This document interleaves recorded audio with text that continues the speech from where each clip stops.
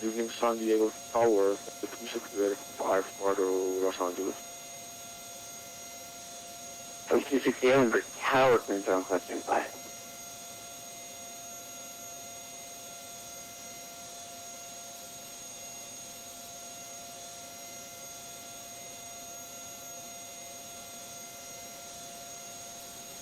Stroke 268 for Tower, Queens, Roger, copy. Very copy for Delta 260. Stroke 268, go to Los Angeles International Airport. 02 departures to beach transition direct. Climb view did accept maintain 10,000. Cruise will be 10,000. Departure frequency on 124.5 and spot 4730.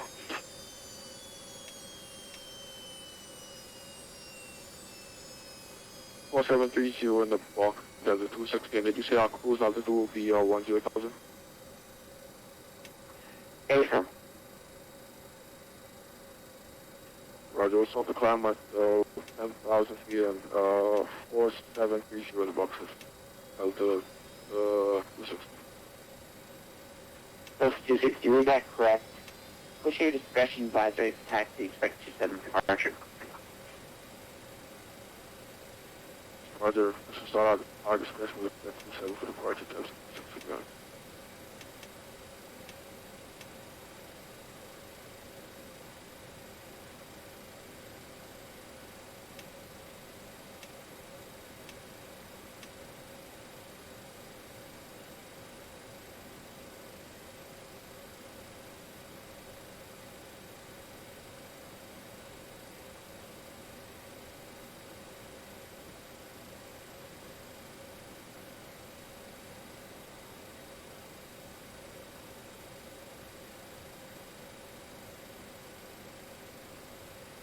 So 949 runway 27, taxi via Bravo.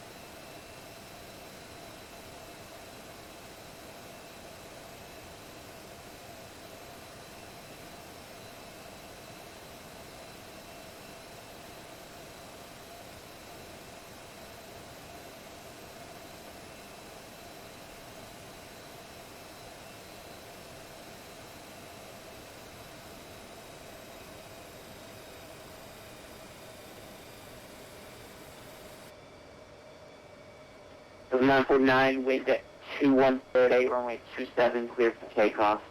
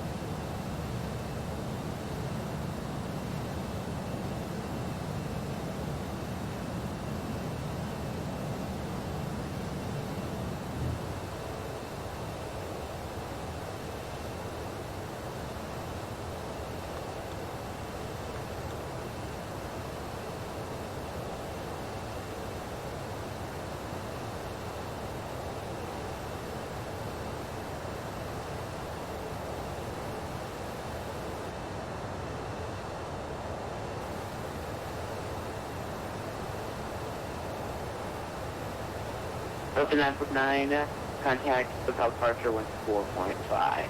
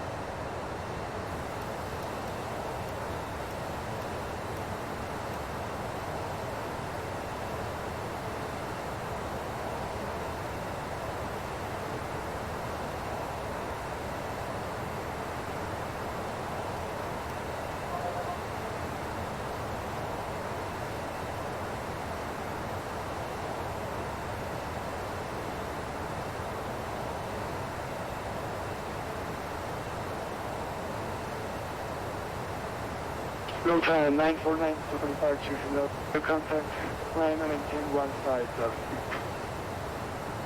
Runway 85. Either 4400 heavy to approach, hello. Either 4400 heavy, cleared 40 Arnab Zulu 27 approach. Runway, yeah, we can't. Shop, please. Thank you. Skipper 24 November, Eric, the Arnab Zulu 27. Thank you.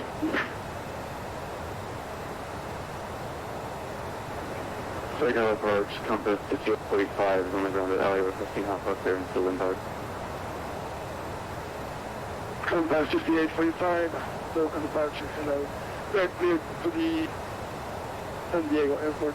Ready LAX-1, mission bay transition. Gonna filed. Going via speed equivalent 5,000. Direct 1, 3,000, 13,005 and after. Departure frequencies with me is flight 4643. I record to San Diego, passing the Washington mission bay transition as well. So direct, flying by the city coming in 5,000. Roger with you and working 4643. Contact 5845 is correct information. Alpha is active. Advise when waiting for taxi runway 2 for taxi. There's a production was on the taxi for Karen 519 heavy, better contact 101 3000. 3,000 Grand 519. Program LA 1030 should be connecting better services terminated frequency change to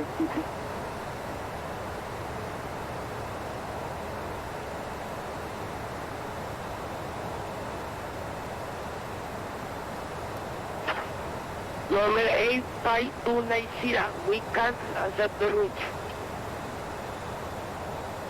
Number 8529 Zulu, perfect.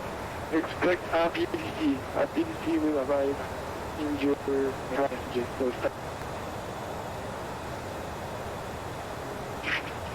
Text, please.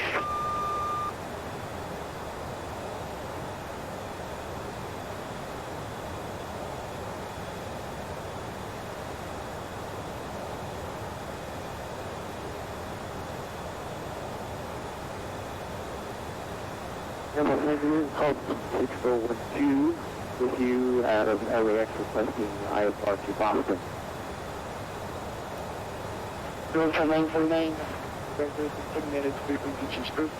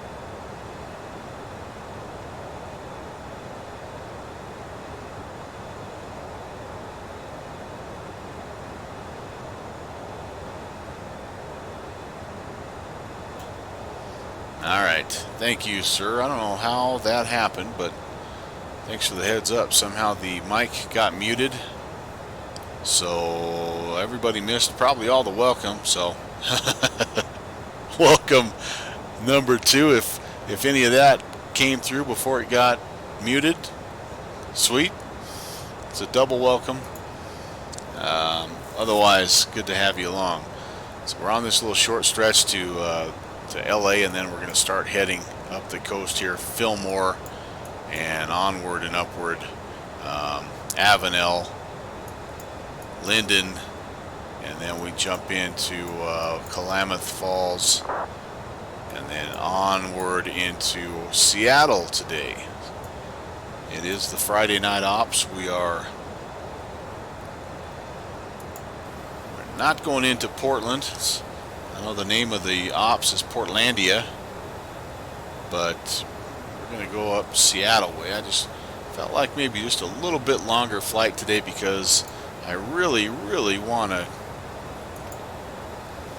see if the INS is working like it should. Okay, we're flipping over to INS mode. We're actually 8 miles from LA, the LAX VORTAC, and it looks like we're fairly well on. It was a little bit off when we were trying to pick up Seal Beach, but this looks this looks better. So the benefit,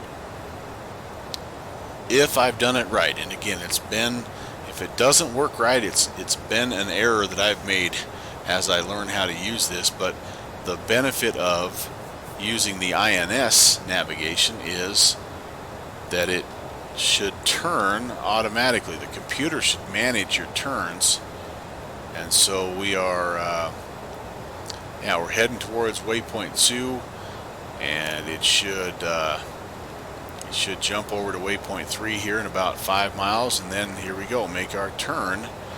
Yay! So that is a good sign. That's a positive sign, because that means we're heading up, and we should be, what is this,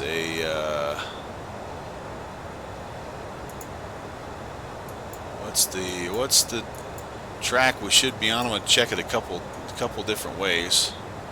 304, and that indeed looks to be the case. Yeah, 304. Awesome. The INS also takes into account things like drift and all that stuff. So, like I said, when my mic was muted, I was talking about the INS and what a fantastic piece of equipment it was for its day. Just amazing, really. And super accurate, but definitely a huge advance in navigation and autopilots back when it first came out. Alright, so I need to go ahead. I can do a max cruise of 162. I had it kind of tuned down because I was over speeding a little bit on the takeoff, and I'm a little bit too much now, so I can, if I want, I can do a max EPR of 187. We're not going to do that, but I want to try to get back down to about 162. I'm only climbing right now at 500 feet per minute. I'd really like to increase that just a little.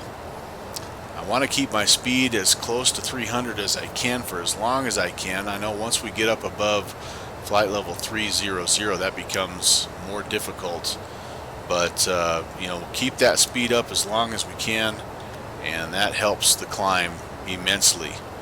Alright, so we're heading to waypoint 3. Man, I'm locked up again here a little bit. Sorry, guys. And yeah, there we go. That's I'm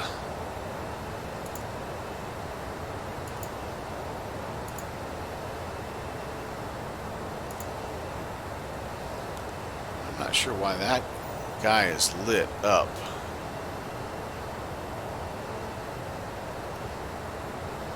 Alright, we're heading from 3. Okay, there we go. This is another short leg, only 17 miles, but then the next leg is actually the one where we really start to make some make some progress north. But oh man, look at the view, guys. Holy cow. Thank you, Orbix. Man, oh man, oh man. So Al South is asking, is this gizmo the precursor to the GPS and FMS? Yeah, it is. It is. I think a lot of the same sort of, not technology obviously, but the same kind of approach to determining your location. But it uses, instead of like a GPS, of course, uses satellites and things like that to monitor your movement.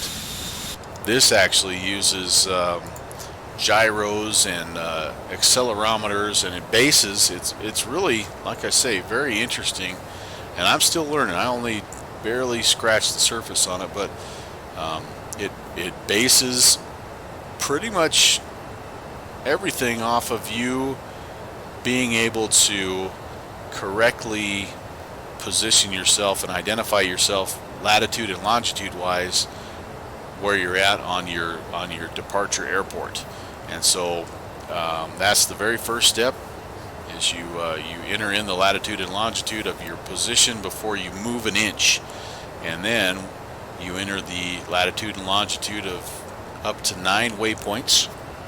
And it's common to use the VOR stations, and it's nice to use the VOR stations because you know, if you should have some kind of an issue with the INS, then you can still navigate it using radio navigation, which is it's a little bit of a redundancy deal, but yeah, it's extremely accurate. It's every bit as accurate as GPS technology is, and it doesn't like things like magnetic drift and things like that. It's really good. Apparently, it's really good when you're flying close to the poles, because it doesn't necessarily rely on magnetic north and all that fun stuff. So yeah, cool piece of technology. Very, very interesting historical piece of technology, and a big reason why we have the modern avionics in the jets that we have today. All right, so we should be going now. It should be going 310. Let's see how close we are. Yeah, I would say pretty doggone close. And now this is a little bit longer leg here, because now we just passed Fillmore, and we're heading up to Avenel. So we have 44 and 29. So this will be a little bit more, so 73 nautical miles. Not a super long. Oh, I take that back. I misread that. It's yeah, only 44. Pardon me. So no, that's not right. I don't know why that's counting down as only 44. Oh, it's counting away. Interesting. Counting away from Fillmore. And then it'll, yeah, we'll have to keep our eye on that. The other way that you can check that, over here, the distance and time from waypoint 3 to 4, which is where we're going, is 82 nautical miles. It's just a little over 11 minutes. I like to have that there, but you can check your waypoint. There's the actual latitude, longitude of waypoint 3, which is the one we just passed. You can check your position right now, and it'll continually update as you go. And then there's some track data, which I'm not super familiar with.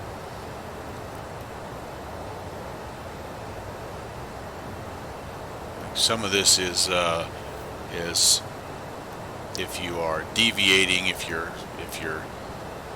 crabbing into the wind, but again, this is part of what I'm still learning. But right now I know this much, and I rely on this quite a bit. So we'll keep that on. All right, well, we're through 3,000, flight level 310. We are climbing at a very modest 700 feet per minute. We can get pretty high. I think the ceiling of this is well into the flight level 400s, but it just takes a while to get there. I don't think that that's with the with the pilots that flew this. I don't think it took them that long. But for us, I'm a little bit conservative, because if you lose airspeed in this thing, the first thing it does is it starts to pitch. That nose comes way up, and there's no way to get it down except for to actually point the nose down, lose altitude, gain airspeed. So yeah, if you go back and you take a look at the beginning of the stream when I was departing, it was not very clean. I had a lot of times when I let the nose get down and I got the overspeed warning, and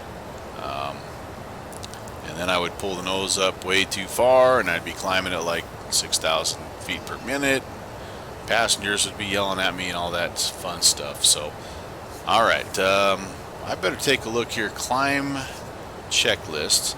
So we were max EPR until 18,000, and now we want to maintain. Once we get, yeah, climb speed is set. We can adjust this climb speed actually based on temperature. We'll look at that here in just a second. We are on the INS navigation.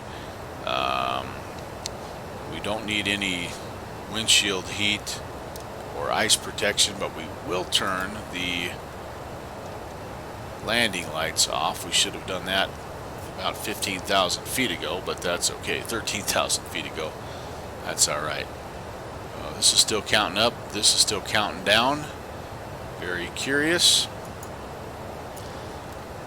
All of our gauges here look very good. Our engines are well within the limits. I don't look a ton at the engineer's panel. It's what I've found is it's kind of a set it and forget it deal. It's not bad to peek back here though and just check these pressures, temperatures, the RPMs, make sure you're not, redlining anything.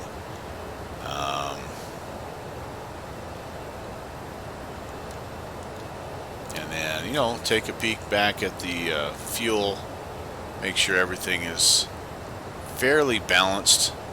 Although I confess, if one of these tanks was to drain down, I don't know that I would know exactly how to fix that. We do have, again, we have some notes here that we've used from the pilot operating handbook, and so I will continue to use those, but as for now, I still don't quite understand how that works. Okay, so our speed is dropping. That's not uncommon.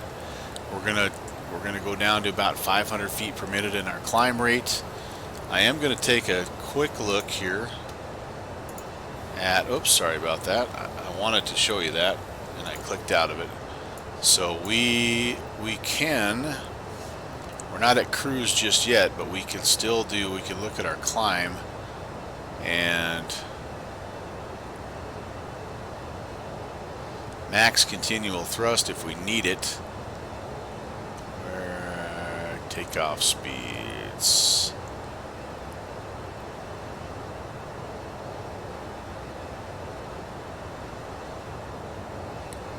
Sorry guys, that's the toga information that we had, and then okay, here we go. So we're up in this 3,500 range now, and our temperature has fallen to about -20. So we could be, if we needed to, we could be 189 max thrust.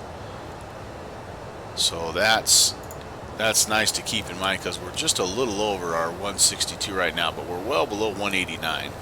But the reason it's good to know that is because if this gets down below 250, we're going to have to add a little bit of power just to make sure that we don't run into that problem with the pitch and all that good stuff.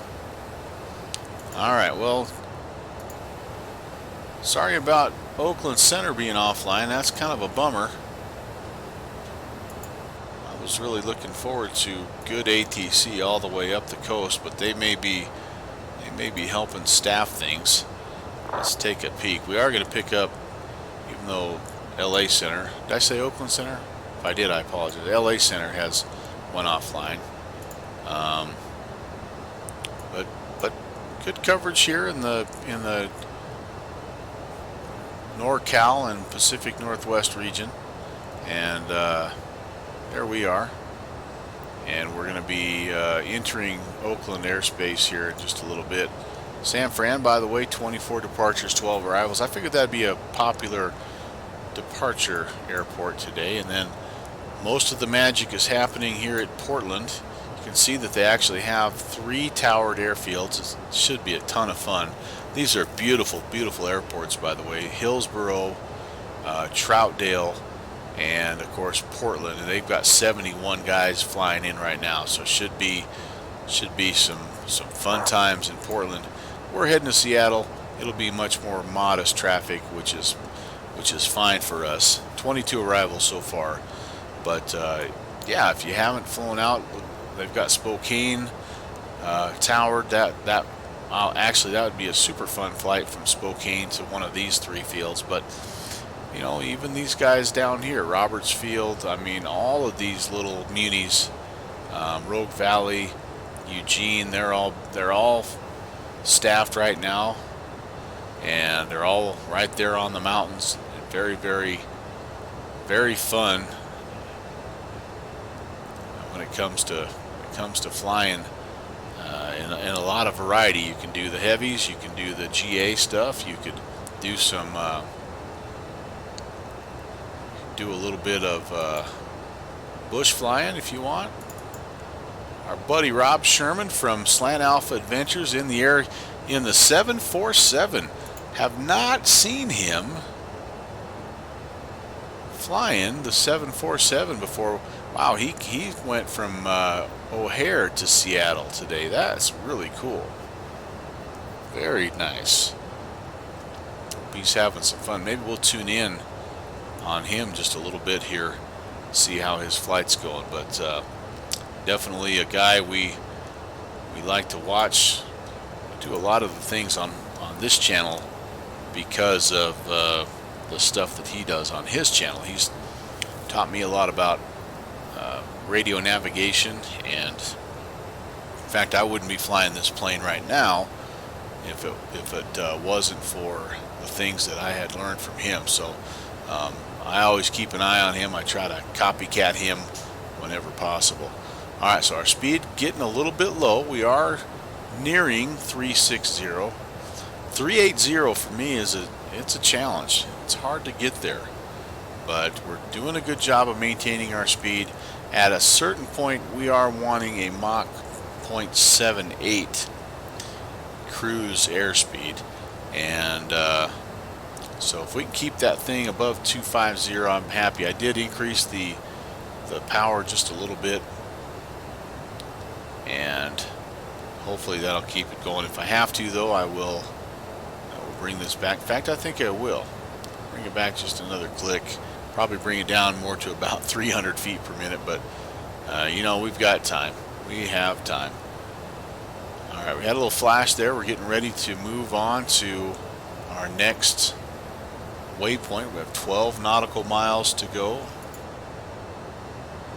We are inbound. This is the Avenal VOR, and then heading even more north to Linden. And that I'm expecting, let's see, 100, I'm seeing 154, and there's our contact me from Oakland. So that's good to have some ATC.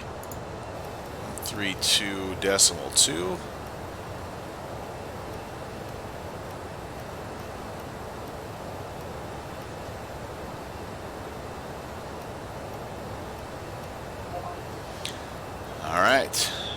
going Mach 0.81 for Redwood 282. Oh yeah, they'll start getting them sorted out here, won't they? Redwood 282, roger. Clear direct Mach the intersection, fly the timbers to arrival. Maintain Mach 0.81 until Mach Moxie. Sure, Moxie, and then the timbers to arrival, Redwood 282, maintaining Mach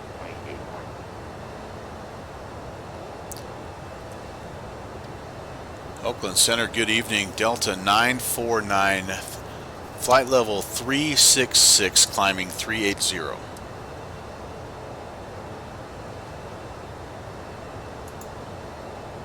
Delta 949, Oakland Center, good evening. Again.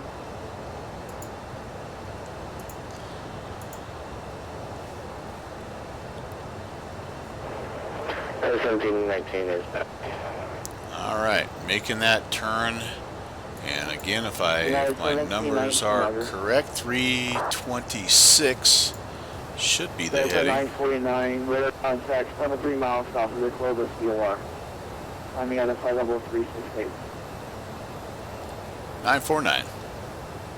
All right, 326. We're kind of rounding into this one. It looks like a little bit. We're not quite there just yet. But it also could be a little bit of adjustment, track angle adjustment due to wind. What is our wind right now? 260 at 48. Yeah, so it's coming off of our left-hand side. So yeah, we're kind of nosed into it just a little bit. So that does make good sense. Ooh, 250. All right, there's our 1,000 to go, guys. 1,000 to go. That's a very good sound to hear. Getting that little flash. Good evening, We got 900 feet to go. We've maintained good airspeed. When we get level, the nose will come down, our speed will come up, and then we'll have to monitor this. Then that's when we're going to look at, back to this chart, and we'll look at our Mach 0.78 cruise. Here's what we're going to expect. Again, our temperature right now looks like we're in between, like about negative 25-ish maybe, and we'll be up 380. So we'll have to just kind of estimate here. United 313, contact Seattle Center, 135. Our weight is 240, so I would say looks like Mach 0.78 cruise for us is going to be somewhere in this 179 range. Again, that's just a reference. We'll adjust as we go. I'm going to go ahead and put that in, though, just to have ready to go. One less thing that we have to worry about. Oops. 179. West 130, 130, car maintain flight level 380. We're semi-close to that right now. And Downwind Sim checking in. Good evening, sir. American 1780. You'll be happy to know I kept it out of the Pacific Ocean on departure, although I did make one huge blunder that I didn't realize. Hey, riding along with the Slant Man. Yeah, you know, I thought he was going to fly up the West Coast, but it looks like he headed out from O'Hare, and he's just about into Seattle airspace from what it looks like. Well, here's what we have to eat on the plane tonight, Downwind. We have Taco John's. Although I must admit I already finished my burrito. Probably have some Olays left, though, if I checked with the Mrs. First Officer. So the mistake I made when I departed, if anybody watches this from the beginning and is like, oh my gosh, what's this dude doing? So I struggled with, I wasn't getting my frequencies or my VOR to tune. Well, I had turned this to standby, not to on somehow, and so like literally nothing was working. I couldn't get my comms to work, I couldn't get my nav frequency to work, and so I was fiddling around with this, and in the meantime my nose was up and down and all over the place, and it was brutal. So yeah, anyway, but we're up, we're stable now. I'm happy to report, knocking on wood, the INS is functioning like it should. And yeah, very happy so far. Yep, we're in pretty good shape. Airspeed, we've managed to keep that up. Need to post my in-flight menus. Okay, so yeah, so we're basing it on food choices now. I see. Well, okay, noted.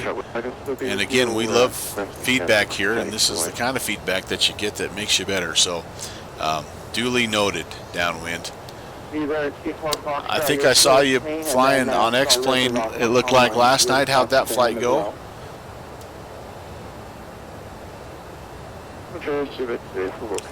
All right, almost a 380. We're getting ready. We'll listen for the click. There it is. All right, we are level. 1641.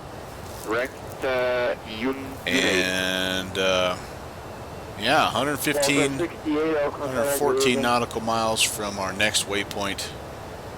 Very nice flight into Telluride. Hey, very nice, very nice. Good deal, good deal. And then Al South, I think he stepped away for a minute, but he's been back into it a little bit. That's cool. Yeah. What a fun way to spend a little bit of time. What a fun way to wind down. What a blessing it's been to have a community of people that come together to simulate the flight experience. I love it. It's awesome. All right, well, let's see. The only thing I can't really figure out is this has continued to count up, and I think it's counting up like all the way back from Linden for some reason. And I do know why. I do know why. Because that's what I still have tuned in down here. That is why, my friends. So, actually, not from Linden, because Linden is where we're going now. So, if I change this, 114.80, that will, that'll match up with that more. Okay, yeah. You have to be smarter than the INS, which I clearly am not, but I am learning, I am getting better, and if I start to make a lot of mistakes, I just do this. Try to distract you with the beautiful views. SoCal, NorCal, Orbix, scenery.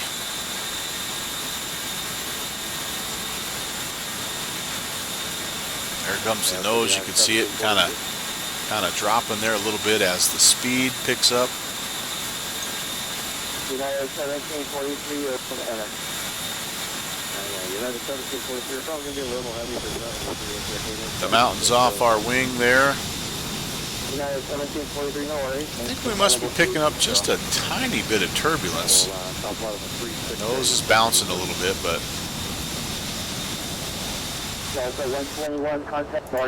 alright, I do need to pay attention a little bit to ATC here, because I don't want to be horsing around and all of a sudden miss out on something here.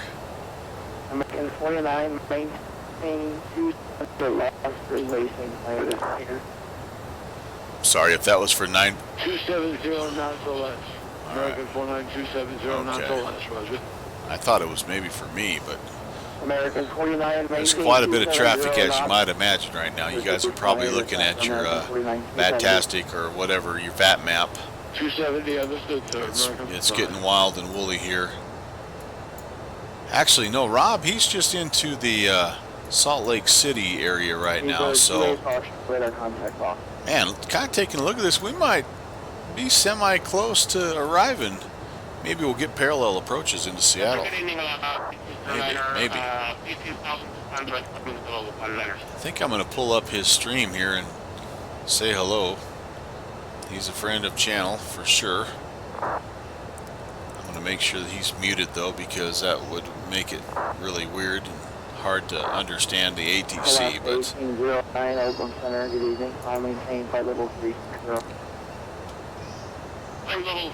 all right, so Yep, there he is. He's Lieutenant, doing good well. afternoon. American 607 requesting ISR clearance to Phoenix. American 607, Oakland Center, contact NorCal departure 133.905. 133.905. So, see you later. Okay. Gotta say hello. Having fun in the deep.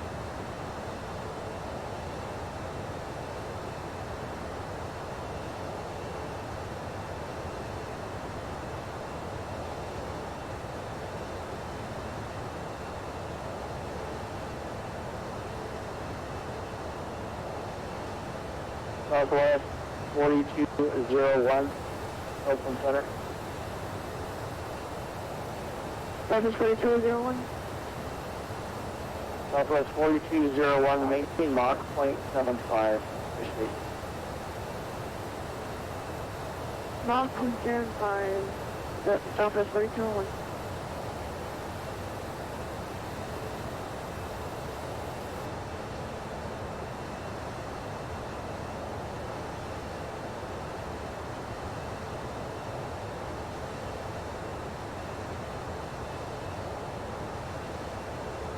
Southwest 4201, turn left, heading 270, vectors for frequency. Left heading 270, Southwest 4201.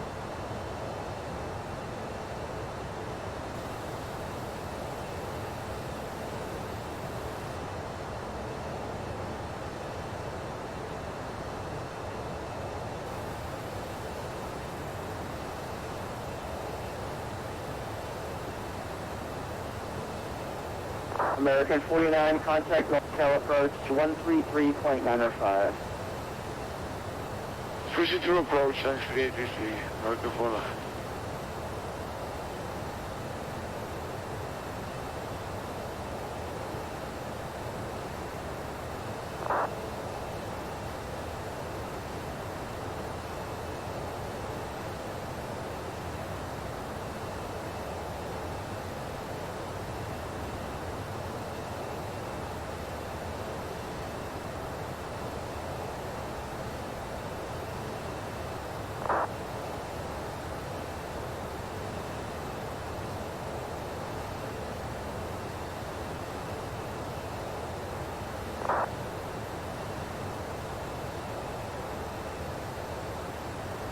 Also setting that at 18, United 1981 with you, call level 350 with information echo.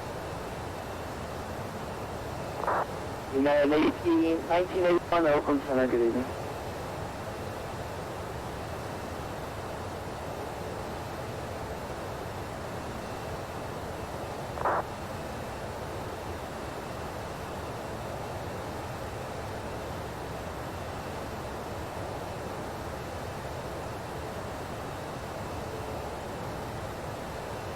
Oakland Center, JetBlue 1195 south of your airspace, climbing through 39,000 for 3, flight level 360.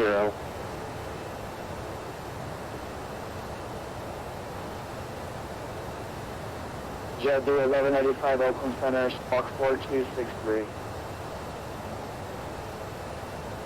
4363 on the transponder, JetBlue 1195. Giant 611, contact Seattle Center 135.15. Okay, going over to Seattle now, 135.15, Giant 611. Good evening. Good evening. United 1719, same for you, Seattle Center 135.15. Tonight. 13515, United 1719, good day. West wind 3130, maintain Mach .75. Space. West wind 3130 is at Mach 831. Coming for the 3130, yeah, I appreciate it, please. I can get you back up to speed here in a bit. I just gotta get some spacing. We're reasonable 475, what's the 33? Appreciate it. Good evening, Oakland tonight. Is 50 flight level 190. Alaska 1809er, Oakland Center. The top altitude on the trunk and two departure is flight level 190. I show you that's flight level 252 now. Maintain flight level 360.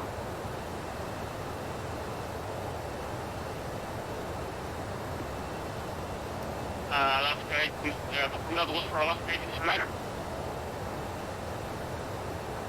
1809er. Just be advised, I have a Redwood 1809er as well on my frequency. Redwood 1809er, my apologies. Good evening. I maintain flight level 360. Not sure how that keeps getting muted, guys. Sorry about that. So what I was talking about there, this is the second time that it's been muted. What I was talking about there was potential problems with the INS. When the first waypoint that I tried to track to, there was a big difference between the radio navigation and the INS navigation in terms of the little VOR needle here. And I think I have it narrowed down to one of two problems. One is, and that's what I was looking at right here, is I don't have the correct latitude and longitude entered for that waypoint. And that's what I was checking. And I actually am able to rule that out because those match up exactly the same as what SimBrief tells me. Unless, for some reason, the SimBrief numbers are off, which I guess that could be, but I would be surprised. So what I'm thinking now is probably the problem is that I did something wrong in the alignment procedure, which is the very first thing that you have to do. Repeat that again for Redwood. Yeah, you hear the junior first officer, he's mad. I know what's happening. It's bath time, it's bedtime upstairs. And he's not a fan of either. He wants to party all night. Thank you. Glad I was able to turn that back on so you could hear him caterwauling upstairs. He hasn't been feeling too good either the last few days, so he's been a little cranky. Southwest 2092 was radar contact 900 miles. So anyway, I'm getting better overall. I have to keep reminding myself that. But yes, there is no question. Nap times, they're right up there at the top, man. Yeah, there's the four-legged first officer. We have lots of people on the flight deck. What does Rob call it? The furry co-pilot? Or I like the Mikey McBrien, the four-legged friend enhancing the audio. All right, haven't been able to get my Mach down to 0.78, so I'm just, for about the last 5 minutes, I've been just slowly decreasing the throttle here just to try to ease it back. So yeah, I'm going to have to go back. I'm going to have to look at that alignment procedure again. I'm going to have to go back and look at the pilot operating handbook and just see exactly what it is I've done wrong. The other potential area that I could look at is I actually saw one of the training videos I watched. Instead of using, and this actually makes a little bit of sense. Stay with me here for just a second. So SimBrief, I'll show you. We'll have visual aids here. So SimBrief gives you a latitude and longitude of San Diego International Airport. Now I don't know exactly where that is. That could be dead in the heart of runway 27. I don't know, center of mass. I have no idea. I'm willing to bet, and now that I just thought about this based on a training video I watched, the guy that I was watching, he actually went into, he had a way to go to his gate and actually enter even a more accurate latitude and longitude of where he was at. And I wonder if that could account for the reason why my first INS was different, because that was That's closer Center, to Alaska 1426 that initial position, and then these ones, these positions afterwards have been more accurate. Yeah, so I'm going to try that next time. I'm going to add that to the checklist, and I'm going to I think I can get that gate level latitude and longitude information, and yeah, we'll see if that makes a difference, because everything else has worked really, really well.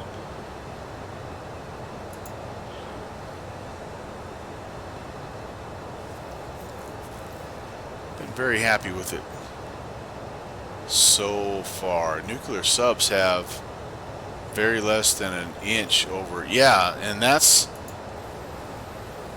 yeah, there's no question about it, man. It's pretty amazing. Okay, so we're getting, yep, I saw the countdown there. We're heading to, where were we there? Fillmore. Now we're heading to Avenel. Is that where we're heading? Nope, we were at Avenel. Now we're heading up to Linden. Linden. Okay, so this turn should, no, I take that back. We are going from 5 to 6. So our 6, man, we're making time. We're actually going to Klamath Falls right now. Awesome. So this should be a heading of 335. Looks like we're there, 335. Yep. We are, again, we're a little bit crabbing into the wind, because the wind right now is 267 at 55, so it's pushing on us a little bit. It's coming from the left. It's coming off the ocean, and so our nose is into it a little bit. And we will, I wonder if we can pick up Klamath Falls 115.9er. All this does at this point, since we're using INS 115.9er, all this does is help us with our DME. Yeah, we're a little too far away from that right now. This is a 237 nautical mile lake, so that's not surprising. So we could, if we wanted, we could track out from yeah, runway 1809, I was trying to give another altitude. Track out from Linden. Let's do that just in case. So Linden again was 114.8. At this point in time, the radio navigation is just backup. It's redundancy. So our call sign tonight downwind is Delta 949, and if you look on the map right now, I think we are just east of, maybe northeast of San Francisco. All right. I know this is a little bit cheating. There we are. Right there. There's our buddy Rob from Slant Alpha Adventures. Look at all this beautiful traffic, beautiful air traffic controlling. Love it. A lot of my buddies are working hard tonight. They've been turning them away in a hold. So contact Seattle Center now, 135.15. And oh boy. Speed restriction. Have a good night. Oh boy. Well, that could be interesting. Maybe if we're not. Just let them know about 0.75, please. Maybe if we're not going into Portland, they'll be more likely to take our hand off. Still just 25 flights heading into Seattle. It is pretty crazy here in Portland, as you might expect, but even so, 63 arrivals. 133.905. They have 2 events listed here. I wonder what they are. Northwest light up. Oh, so they're kind of doing 2 for the price of 1. I forgot they're doing their little real life meetup there this weekend. Awesome. Be fun to go to. All right. So let's get rid of that. Let's get back and check on this beast. 340. Make sure that we are, 1923, everything's looking good. Well, the speed's getting closer. Downwind sim heading down to the galley, main course. Okay, we'll hang tight, man. Just continually bumping back that power just a little bit. I mean, if we're 0.80 and we're supposed to be 0.78, that's not a huge issue. I actually filed, no, we were supposed to be right around 280, which is actually our max airspeed. So, yeah, if we're in this Mach 0.8 area, I think we're in pretty good shape. Starting to get a nice little sunset, aren't we? I don't know if there we go. That's a little bit better. Kind of cool. Can you just repeat that because you were cut off? Still have that nose kind of bouncing up and down ever so slightly. It tends to ride a little nose up anyway, but interesting that just kind of ever so slightly is yo-yoing up and down. I don't know. I wonder what the deal is there, but oh well. Southwest 113, At this point in time, I am just happy that the INS is working. We maintained our airspeed all the way up to 380, and life is good.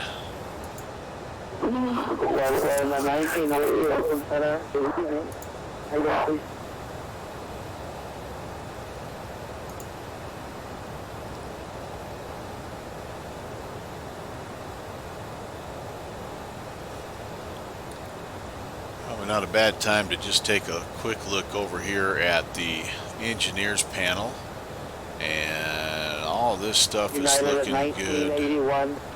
Very good in the greens, acceptable limits, everything looking very good. I actually was supposed to, let's see, flying, I'm trying to remember, you're actually supposed to turn one of these off in real life, and let's say this, since we're flying on the left coast, we'll turn the right bypass off. Apparently they do that to just save wear and tear. You only need one of them when you're up at cruise anyway, so I read. I don't know the backstory behind that, but we'll go with it. Southwest 553, Mach number. All right. Southwest 553, we're everything else looking very good at this point. I want the pedestal light. Now, what do I want here? Need the overhead lights. I'm going to use the pedestal light. There's one that's... Again, the 309er, I have someone going faster than you, same Mach number, but you're going faster over the ground. You guys might have different winds. There we go. That's the one. So what one is that? Main instrument lights. Okay. This one isn't simulated. Southwest 553, best forward. This really is a beautiful, beautiful, well-lit cockpit at night. Looks very cool, I think. I'm liking that sunset.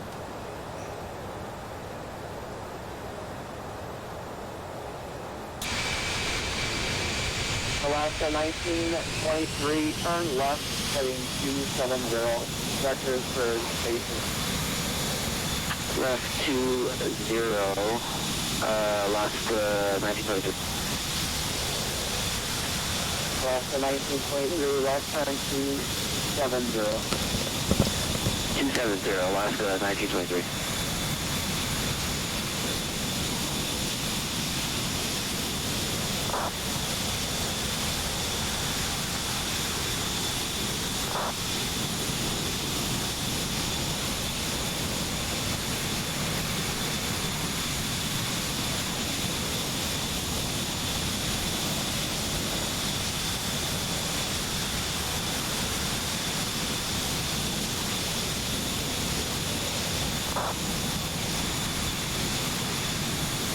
Delta 8657, Default Center 135.15.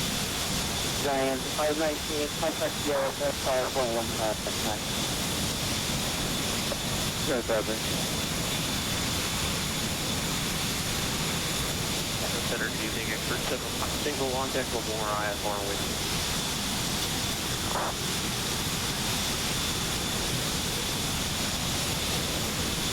Expert 71, Excellent Center, good evening.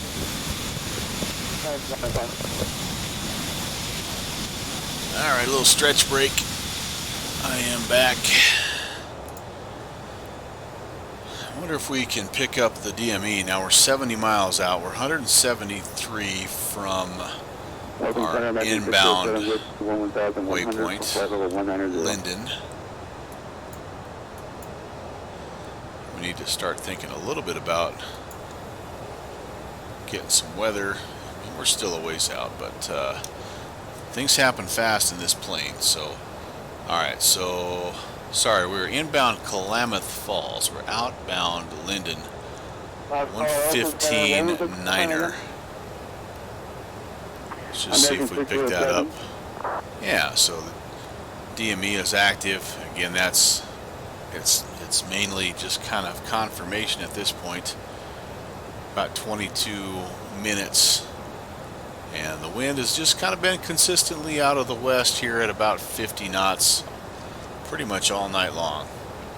American 607, Oakland Center. Been a very, very pleasant flight. A lot of fun. A lot of good traffic, a lot of good ATC. American 607. UPS 7651, Oakland Center.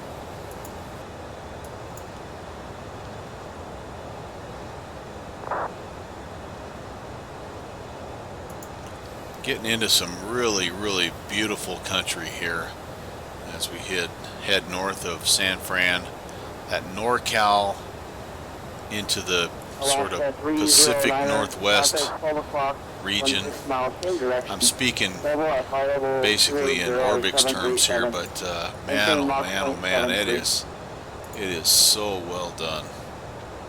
We have the traffic on TCAS. And now I'm seeing that Southwest 553. they're starting to release some True Earth scenery. I see that there's True Earth Washington, and then if I understand correctly, for X-Plane, this should make you guys happy, Al, south and downwind. I see X-Plane has released the True Earth Oregon scenery, so that's pretty cool. There's a lot of good sandbar chasing a guy could do in those two states. So I hope one of you guys picks that up and lets me know what it's like. It's something crazy, like a fourth of a terabyte or something ridiculous. That's about the only thing I've heard that's been kind of a downside is just how large a file it is. But I mean, it goes to figure if it's not auto-gen, it's photo-real, you know, it's going to be pretty beefy. I wonder what it does to sim performance. I don't know if mine would handle it. Look at this thing, man. What a fantastic, and these are not simulated, but a great detail. That's awesome.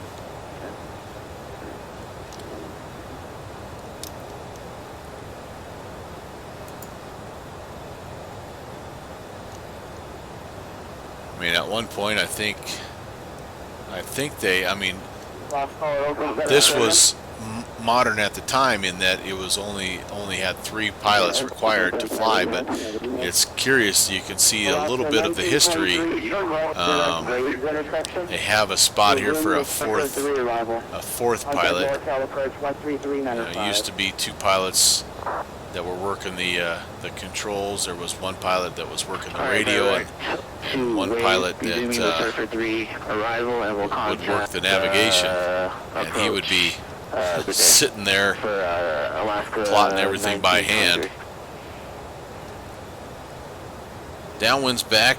Got some baked spaghetti and a salad over there on Rob's channel.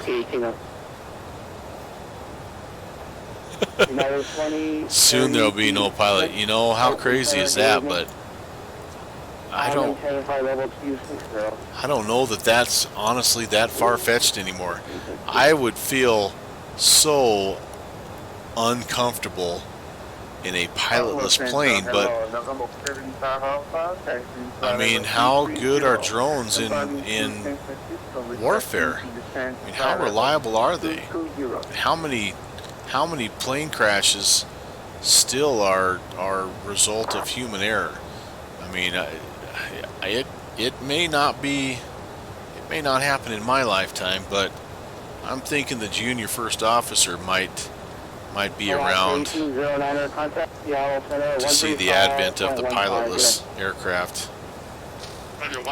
You know, I don't know, that they would tell you back in the day that no one ever thought that there would be an elevator that would operate automatically either, and now it's the norm. There's, you know, pilotless. There's driverless cars now, and who knows? The thing about it too is, though, that half the fun of flying is the fun of flying. I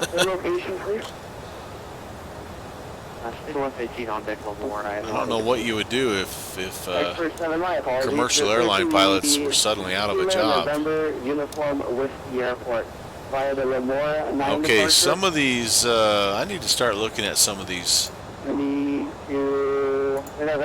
waypoints here. Some of these, sorry, it's not waypoints. Some of these mountains that we're coming up on.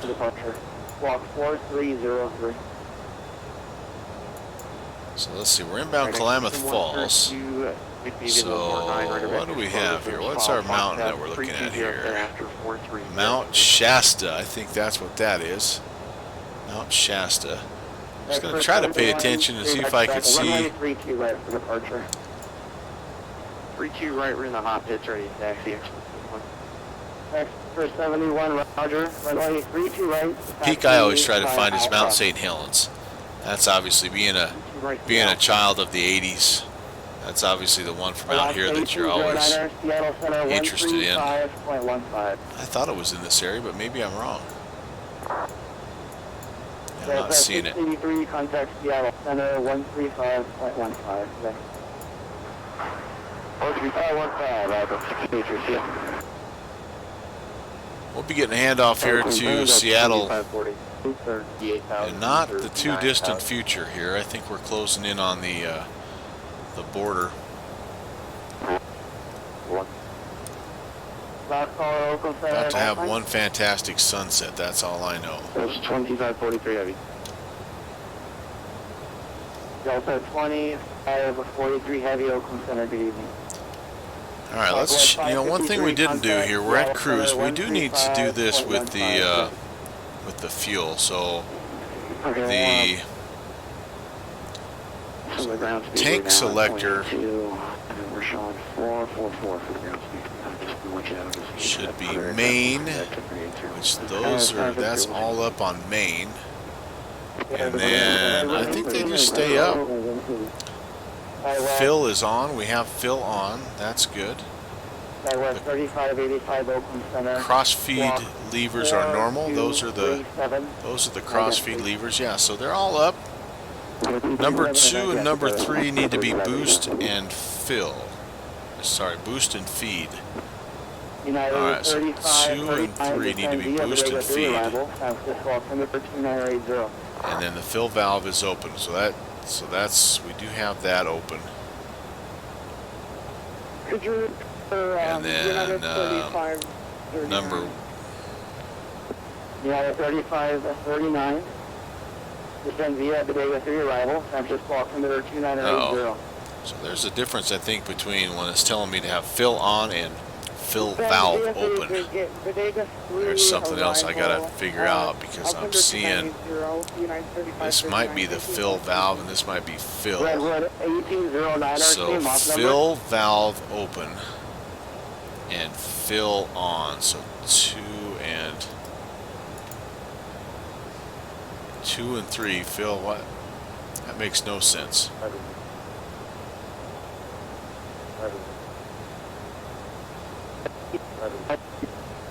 Uh-oh. 1809er, your microphone is 1x5 and unreadable, sir. There you go. Thought maybe we had a little bit of a stuck mic there. Well, that's what it's telling me to do here, so I'm going to leave it as such. I don't know why this is a empty fuel tank.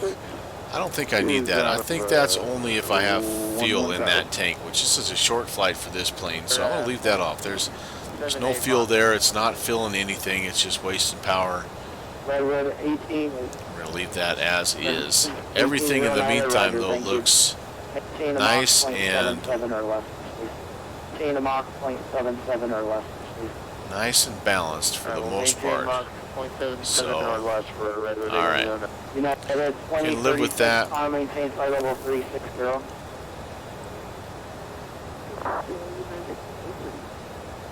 Alaska 1505, turn left, heading 94 miles to Klamath Falls, about 12 minutes. That's about, I think, when we'll get our handoff.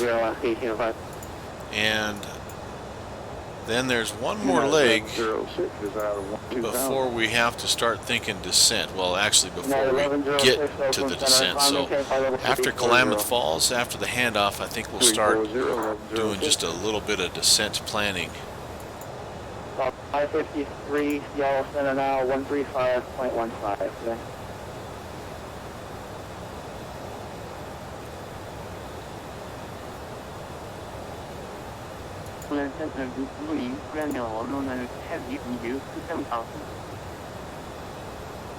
Korea 1192 Heavy, Oakland Center, good evening. Alaska Niner, contact Seattle Center, 135.15. Okay. 4135.15, next AGT, Alaska 2099. Oakland Center, good evening, 24 to 9. 3585, the squawk code was 4237. Contact Alright, I think 133.905. everything working correctly. Look at that. Holy cow, come on. Come on, man. 133.905, 737.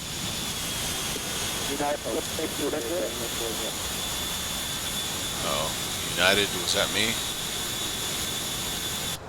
Back inside where I can hear. Oakland Center, United 1981. Are you repeating US northbound? Oh, we're not United, we're Delta. Delta, Delta, Delta. United 1981. Yeah, they're doing a jet trade right now, but you can go ahead and call them up 13905. 253.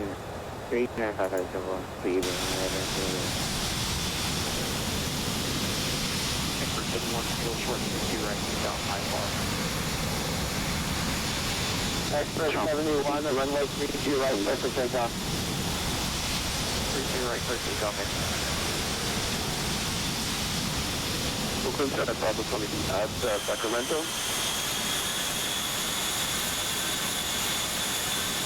Are you on the ground at Sacramento?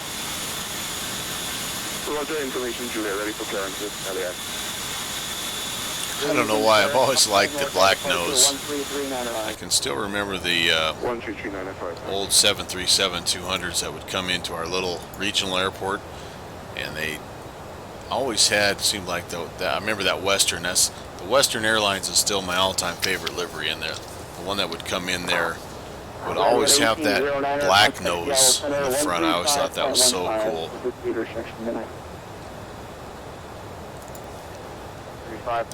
Alright, I'm calling you Mount Shasta unless I hear differently from Al South or downwind.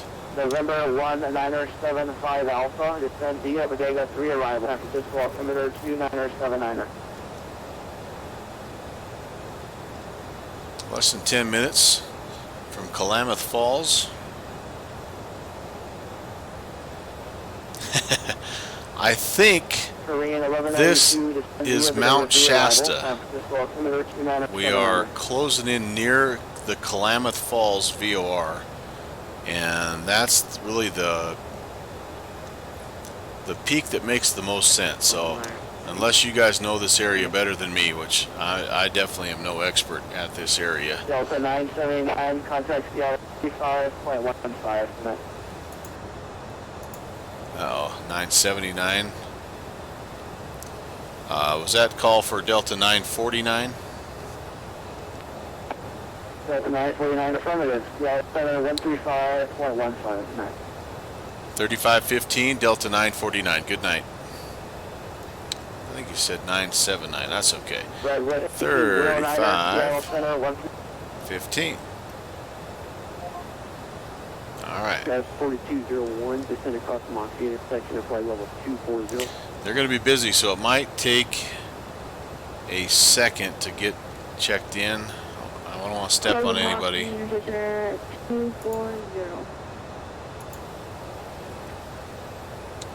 Seattle Center, good evening. Delta 949, flight level 380, 60 miles south of Klamath Falls.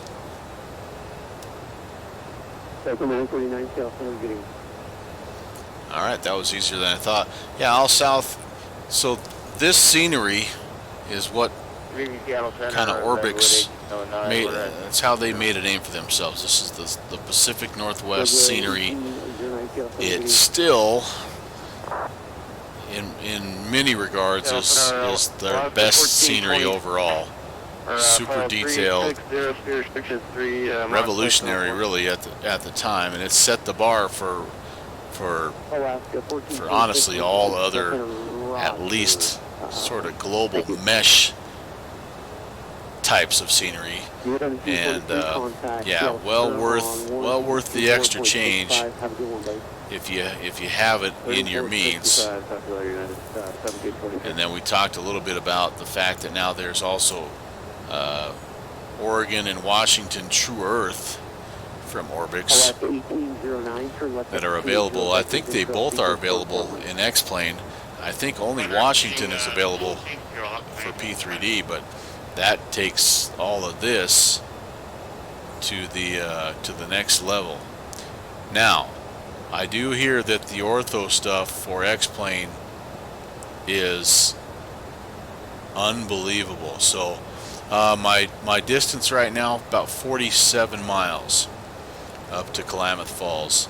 So just south, inbound here in about the next 6 minutes. The thing that I think, and here's where I think X-Plane really is gaining ground on P3D, is the amount of high quality scenery that's available for either very left 250, Delta 949. All right, darn it. 250, man, that's a long. I'm good. Yep. Sequencing. Okay. All right.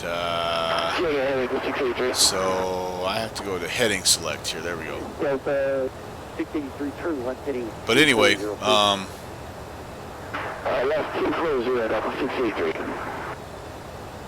that's where I think that they're really gaining ground on P3D and maybe surpassing P3D ultimately, just because of that, just because of the scenery, not only the way that the scenery is priced, but just the way it's essentially built. I mean, the sloping runways and all of that stuff. I think right now the only thing I hear that is a little bit of a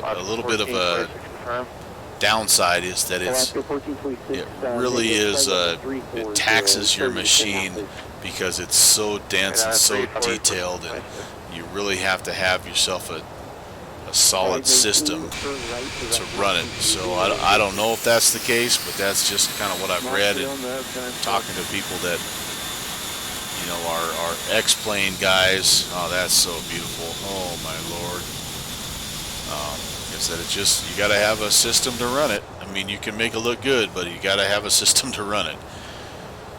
So this gentlemen, this poses a little bit of an issue for me because now I'm going to need to try to figure out how the heck I'm going to track back directly to, yeah, distance and bearing now. That's exactly what I'm thinking. So what I think, here's my plan, downwind. I got a plan. I think what I may do is jump off the INS, jump to my radio navigation, and use that if I'm cleared back to Klamath Falls. If I'm not cleared back to Klamath Falls, then I will continue to use the VORTAC, the radio navigation, all the way into Seattle. That's the plan. I don't know if that's the appropriate way to do it, but does that sound like a reasonable plan for you guys? Because I don't know. The INS, it's not like a radial. But again, I guess there's no reason why a guy couldn't go straight back toward the latitude and longitude. I just don't know how that would work.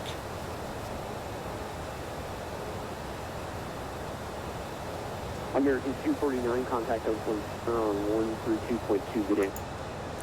It's always good to have that radio navigation to fall back on, I've found. And I've done many, well, I shouldn't say many, 2 or 3 flights in this plane, and all I used was radio navigation. I didn't even use the INS because I was still learning how to use it, and it'll work just fine. It's not as accurate as the INS, but it gets you there. When done properly, as I understand it, you really only use the radio navigation for a couple things. You use it initially as you're taking off, if you need to track something outbound, you know, and pick up a radial or something like that. And that's what we had to do out of San Diego. Then of course you use it inbound to tune in an ILS frequency or something. And then the other reason you use it is just as a way to double check your DME and also your your track. But most of the flight, if you do everything correctly, can be done with the INS engaged. So we're being sent quite a ways to the west here.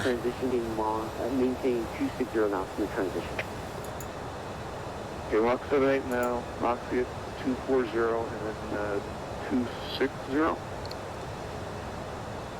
Absolutely, 260 now from the transition. Just trying to kind of think through this with the ATC. So here we are. We're getting turned. We maybe are going to join. Oh, these guys are going to Portland. We're not going to Portland, man. We're going to Seattle. How many of these guys are going? Anybody else going to Seattle? No. But that's okay. I'm sure we'll kind of get in this little conga line here and be okay.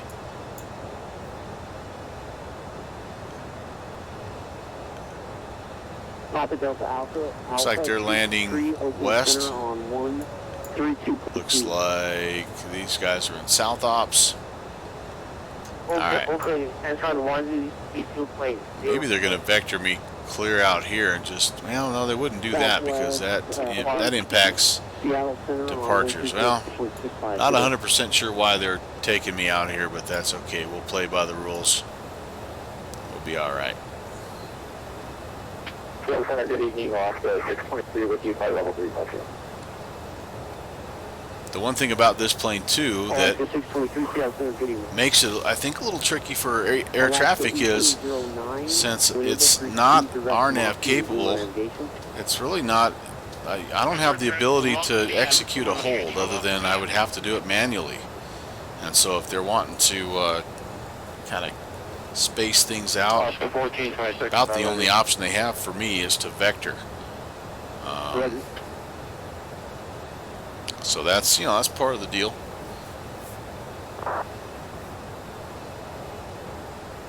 It's actually come in handy a couple of times. Yeah, wasn't that Mount Shasta that we just went right by? I think. That's Mount Shasta, isn't it?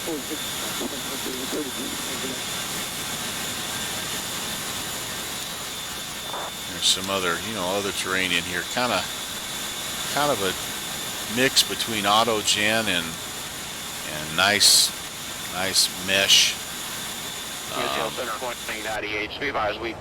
Position from the VOR right now. Yeah, we are 55 miles. And if I knew how to use this better, I could do a. Honestly, Verizon, right now, I could do one of these is track. Probably the next. Yeah, we're 44 miles left of the okay, so we won't be able left of the radial. For 45 minutes or depart. So what you're saying for 2098. So 44 miles left of the radial and 56 miles away total. Right now, if you want to go ahead and quickly knock out that trig for me, you could, probably Mount Shasta. That's kind of what I was thinking. We just hadn't quite closed in, about 50 miles south of Klamath Falls. That's the one that kind of makes the most sense. There are a few more things up here, I think, north of where we're at, but yeah, I apologize. I'm sorry about that. Yeah. Anyway. Well, if nothing else, we're flying into a nice sunset, guys. And Giant 5 18, I just want to make I'm the retired math teacher. Yeah, but again, I was more of a concepts guy, not a numbers man. I was like a big picture thinker guy. Alaska 309, turn left head 280 vectors in trail sequence. In trail sequence. Okay, 280, Alaska 309. The two words that are dreaded the most on a Friday night. Delta 949, turn right heading 340. Right turn 340, 949. All right, well, we're kind of heading back in the right direction. Let's see, this is going to potentially re-intercept our radial here at a certain point. And it might do the same thing for the INS. So, yeah, we'll keep it on RNAV or radio navigation right now. And if we do end up getting cleared back direct to Klamath Falls, like I said, we'll use that to get us back on track. And then once we get to Klamath Falls, we can get back on the INS. Here's the thing, though. That was American 249 at flight level 370. After Klamath Falls, we have a stretch actually at Klamath Falls. Is that? No, we have a stretch to Battleground, and Battleground is the transition into our arrival, which is the Olympia 2 arrival. Might as well take a look at that while we're being vectored for in-trail sequence. I'm sorry, the American aircraft that was calling Seattle. All right, Olympia 2. Yeah, sir, that was American 249. So, we're right outside of yeah, we were planning Battleground. We might be able to actually pick up. This is not really what we had planned, but never heard anything. it's possible we could get Newburgh and kind of come in this way to Olympia and then on down. It looks like our altitude restrictions are as such. They are landing south.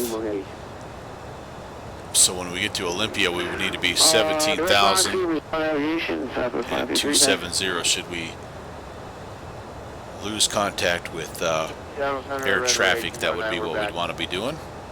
And then on in here, RVAD, we'd be at 13,250. And then we'll get that vector kind of north of the airfield, and they'll bring us back around into the airfield up here. Past all these little airfields. Flew into these on one of our small airport Wednesdays, Renton and Boeing Field and Payne Field. It's kind of cool. It's all part of the Drzewiecki-Design's Seattle Airports X. You get like 5 airports for the price of one, so it's kind of cool. We've hit them all, and they all are awesome. 1990. Love it. Flight level 360. Okay, well, this is still going to track inbound to Klamath Falls, so 58 miles-ish. A little over 7.5 minutes. 1195, heading 360. We're in the conga line.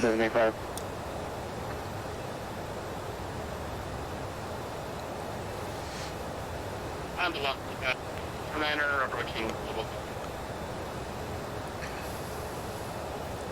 Last 1809, descend across the Moxie intersection at flight level 240. I have to look into this little nose up, nose down, little yo-yo effect. I don't know if that's just part of the deal or a little bit of turbulence that it's simulating or what, but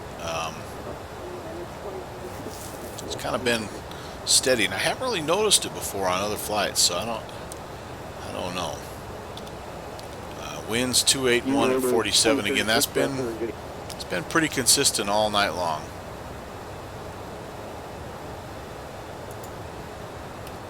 Alright, let's just check everything over here. Since we got a break in the action, all those are good. Engine oils all look good. PSIs, pressure's good. Temperature's good. Delta 729, contact us in center off the 1. Fuel 32.2 today. is looking good. These tanks are getting a little low. I did run my plane out of fuel. I ran engines 1 and 4 out of fuel on like the second flight I ever did.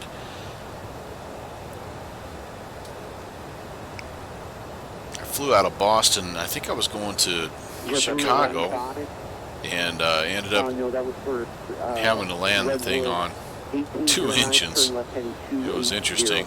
Kind of a foggy, overcast approach anyway, but that made it a little extra spicy, if you will.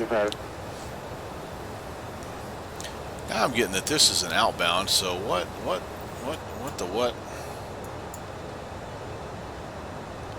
Klamath Falls, have I possibly went past it? 115.9er. Now that's what I'm looking at. I wonder why it's saying we're going outbound. That's interesting. Very interesting. If I do INS, is it also outbound? No, INS is showing inbound. 32.2. INS is almost acting a little bit. No, I was going to say acting a little bit like the ADF, but the ADF here is not tuned to anything, so. Falcon 5252 Echo X-ray Seattle Center right. I actually think I maybe have Redwood 1809 went past Klamath Falls.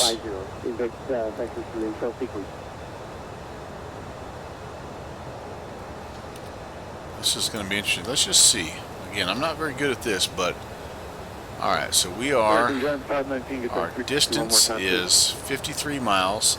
And our, let's check our 3465.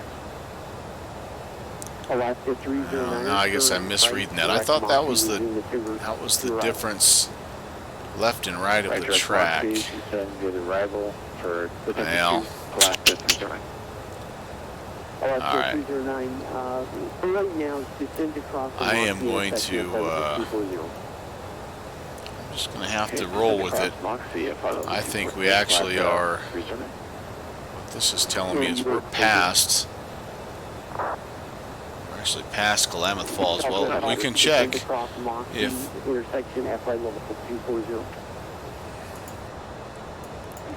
Alright, we're just, okay, we'll I'm going to tune in. I'm going to go back and look at Battleground and see what that is here. Battleground's 116.6. Let's just tune that in just for curiosity. 16.6. Redwood 1809 Seattle Center. Yeah, we're not picking that up. Maybe we're too far away. What if I do Newburgh 117.4? I'll show you what I'm thinking here in just a second. Alright, I'm inbound there. 178 miles. So this is what I'm kind of thinking, okay? Alright, we'll So we're on the arrival. Here's Newburgh. Here's Battleground. We're a little closer to Newburgh, so we're picking up that VOR. But if... Alright, there was Klamath Falls. Newburgh, I think, is... Right, oh, there's Battleground. There is Newburgh. Alaska 1637, contact Oakland Center on 132.2. So if we are, what did that say? We're 170-ish miles. So let's just do just a little bit of math here. So again, going from Newburgh, 170 miles. Left 280, that's 233. Let's just say from Rogue Valley. What is our distance there? Well, it's saying 197 miles up to Battleground. So, yeah, guys, I'm predicting we're actually kind of in this area here somewhere. 163 miles to 230, vectors for install sequence, Newburgh. So, yeah, I think we actually are, if nothing else, we're at least kind of parallel to it, but I'm guessing we're maybe more up here, which is why it's showing that we're now outbound. Well, of course, now it's showing that we're inbound. Oh, that's because we have tuned in Newburgh. So, all right. Well, that's just a little bit of a position check. Makes me feel a little better about where we're at. We're definitely not going to be using the INS anymore, so that's okay too. Our speed is good. We were supposed to be 0.78. We've stated about 0.80. 280 Delta 949. All right, dang it! Another sequencing turn. Alrighty. Southwest 1771, Seattle Center, good evening. Seattle, Boeing, November 8050. Lots of traffic in the Portland area, but maybe it's picking up also up Seattle way. Hard telling. Delta 949, proceed direct Battleground. That's probably singled off. I think to help. Sorry about that quick change. Yeah, not a problem. Direct Battleground for Delta 949er. See it. Actually, we're not doing a. Yes, just stay with me, please. Yeah, not doing a frequency change. Okay, so Battleground. Yeah. We weren't picking up that VOR a second ago. Let's say a little prayer here. 16.6.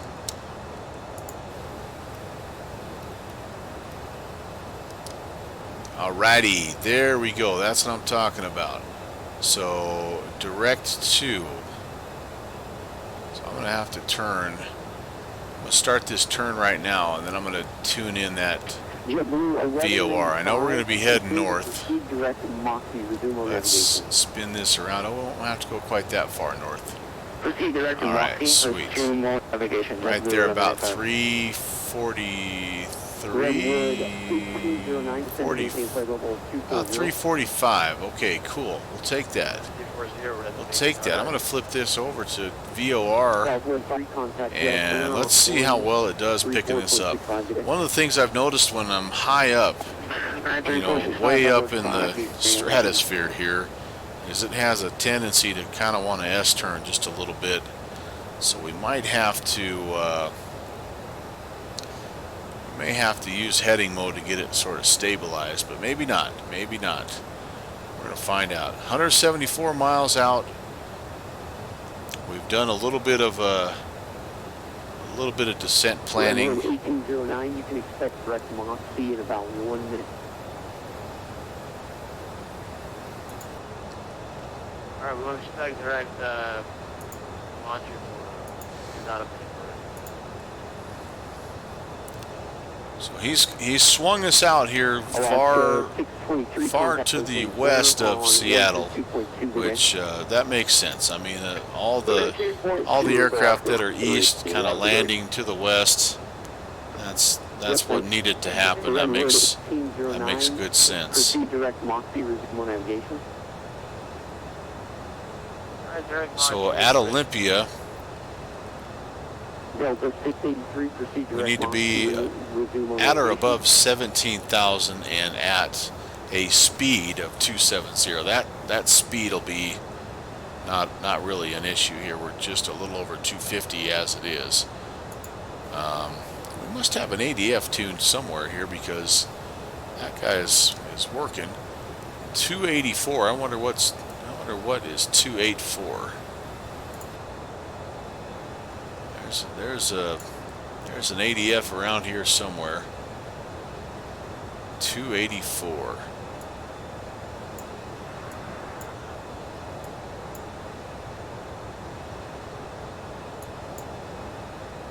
Kind of trying to look and see. A lot of detail on this map right now. A lot of airspaces, a lot of yeah, we're not going to worry. We're not going to worry too much about that.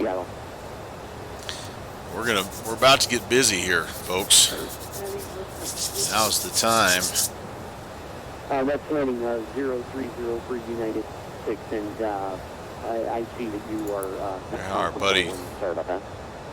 Slant Alpha's doing. Oh, he's still rolling. Looking good. He's in the 747, busting out the old FSX days, man. Delta 683. Tip of the hat to you, my friend. Flight level 240. This is across Moxie 240, 683.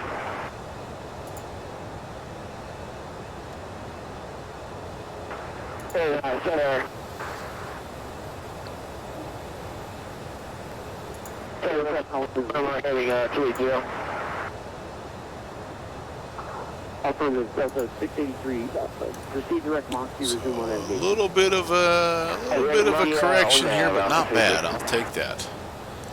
I'll take that. The DC-8, That was Delta 683. except for the departure, the DC-8's played pretty nicely today. It's been kind to me. All right, how are we doing fuel-wise? Doing all right. These guys here getting somewhat low. I wonder if a guy. I'm just looking at my descent checklist here. We do have to do some different things with the fuel. Tank valves need to be closed. I wonder if it'd be wise for me to do that.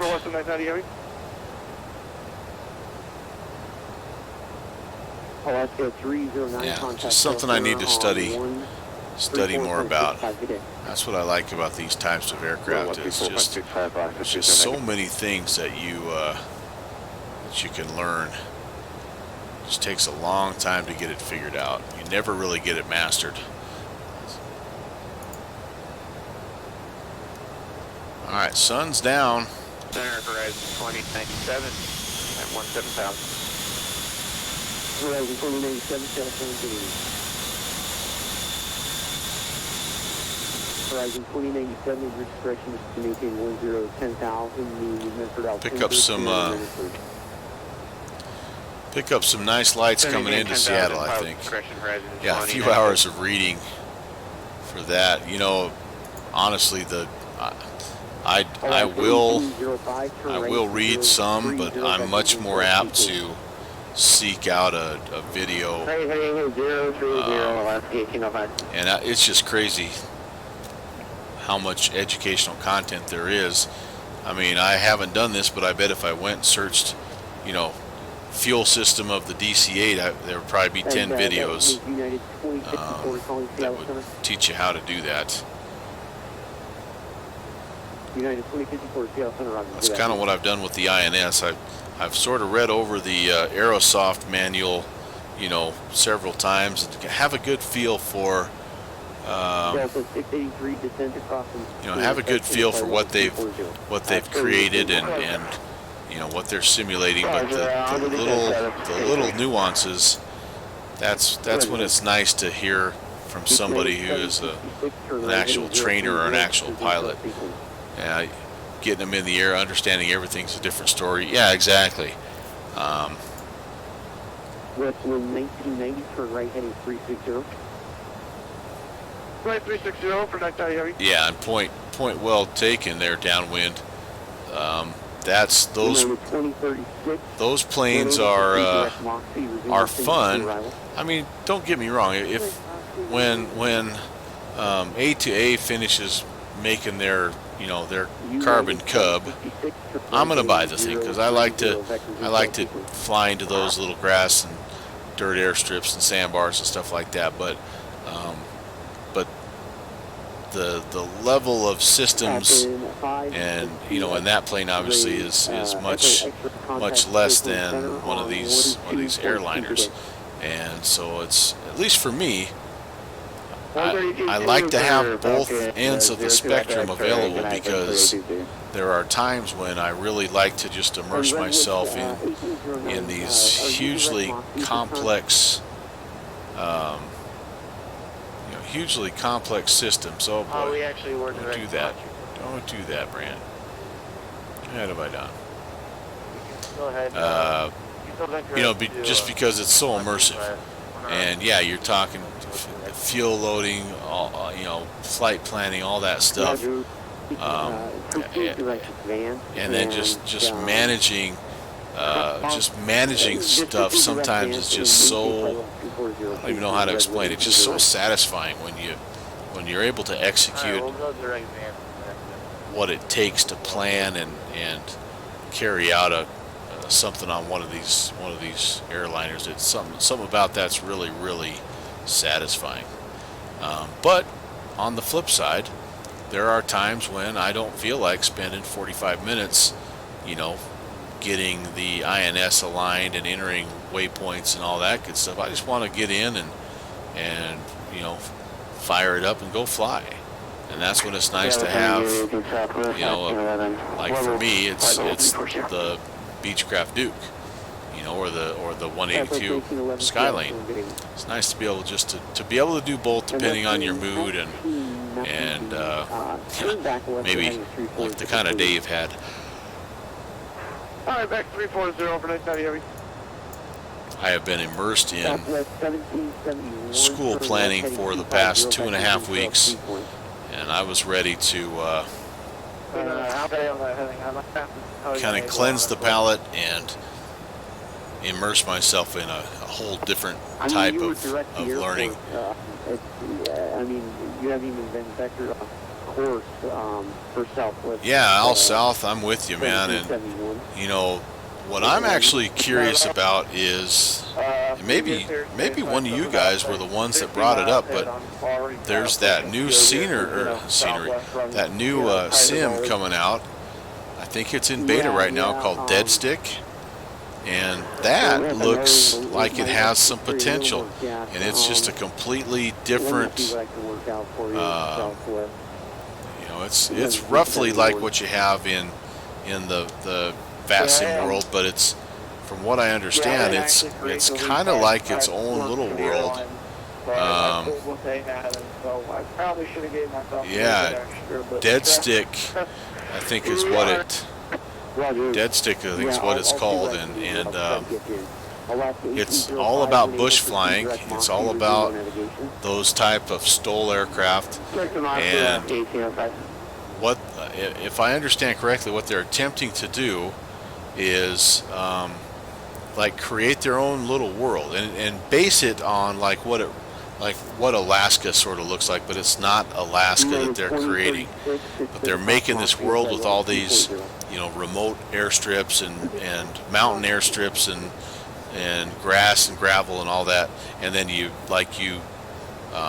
have a career and you earn money and you take care of your aircraft and you break your aircraft and you repair it and you spend money and make money and all that. It looks pretty cool. I think it's in beta testing right now, and you can probably go check it out. But Yeah, so downwind is saying, yeah, after we messed around over at Papua New Guinea, he's starting to like that. So it's so fun. So I'm going to be tomorrow. The plan. This could be. It's going to have to kind of be the perfect timing to make this work because. For a FNO, you want more than because I'm going to try to go fishing in the morning tomorrow, which I'm pumped about. I haven't been fishing in months. But if I'm able to make it back in time, tomorrow there's an event in Alaska, and I've got a route picked out that is going to blow you away. And it's going to be one of those kind of like we did in Papua New Guinea, but not exactly the same. So yeah, here it is, the Dead Stick Bush Flight Sim. It's worth checking out, man. It looks way cool. It's a whole different deal. I mean, you're gonna have to buy it. It's a separate platform. I don't think it right now talks to VATSIM or anything like that. It's just a whole separate world, but it looks. Oh, well, I wonder what this shows here. This may just be the presentation. Let's see if it has any of the.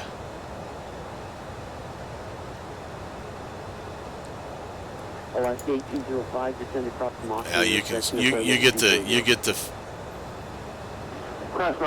get the gist of it. I mean, it's. I think you're in some kind of tail dragger. I'm thinking that's a cub of some sort, a carbon cub or one of those. But anyway, I'm excited to check this out. 3465. Have a good one. 949. All right, I gotta get focused here. 34. Whoops. Let's adjust the right one here. 3465. I need to get weather. I need to get all that stuff here. No, this is still center. All right, center. 3465.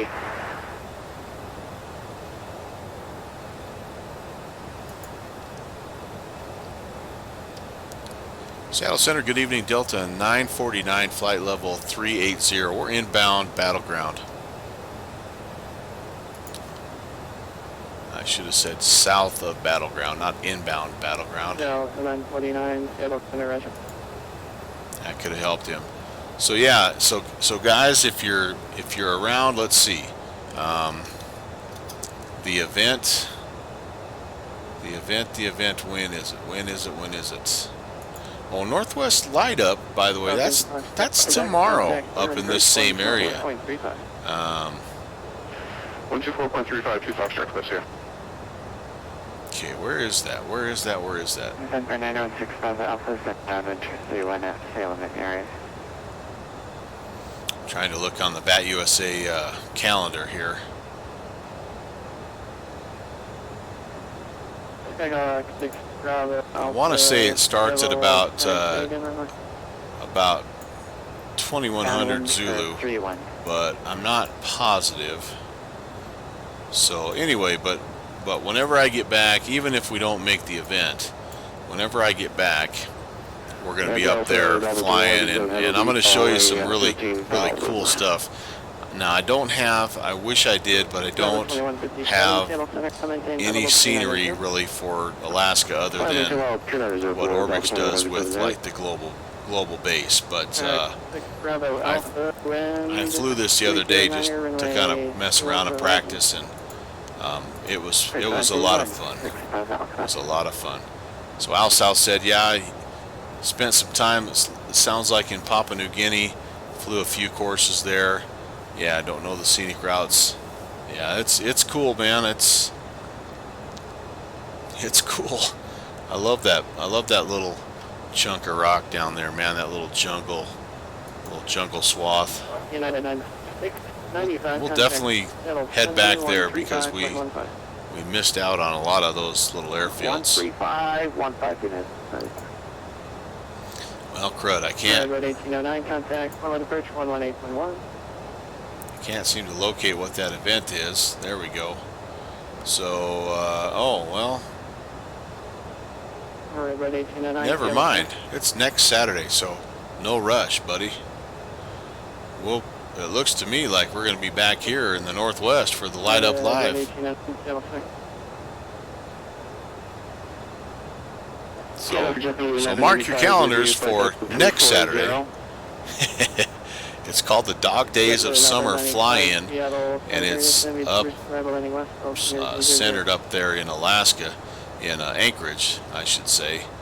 4 p.m. GMT to 7 p.m. GMT. I'm going to have to do a little bit of conversion there to figure that out, but yeah, I want to fly that. I've got a cool route set up, and that's all I'm going to say about it right now. I'm going to make you tune in, check it out, but if it all works out, there's a chance we may do something. I may do something I've never had a chance to do before, so that'll be worth it, hopefully. 15,000.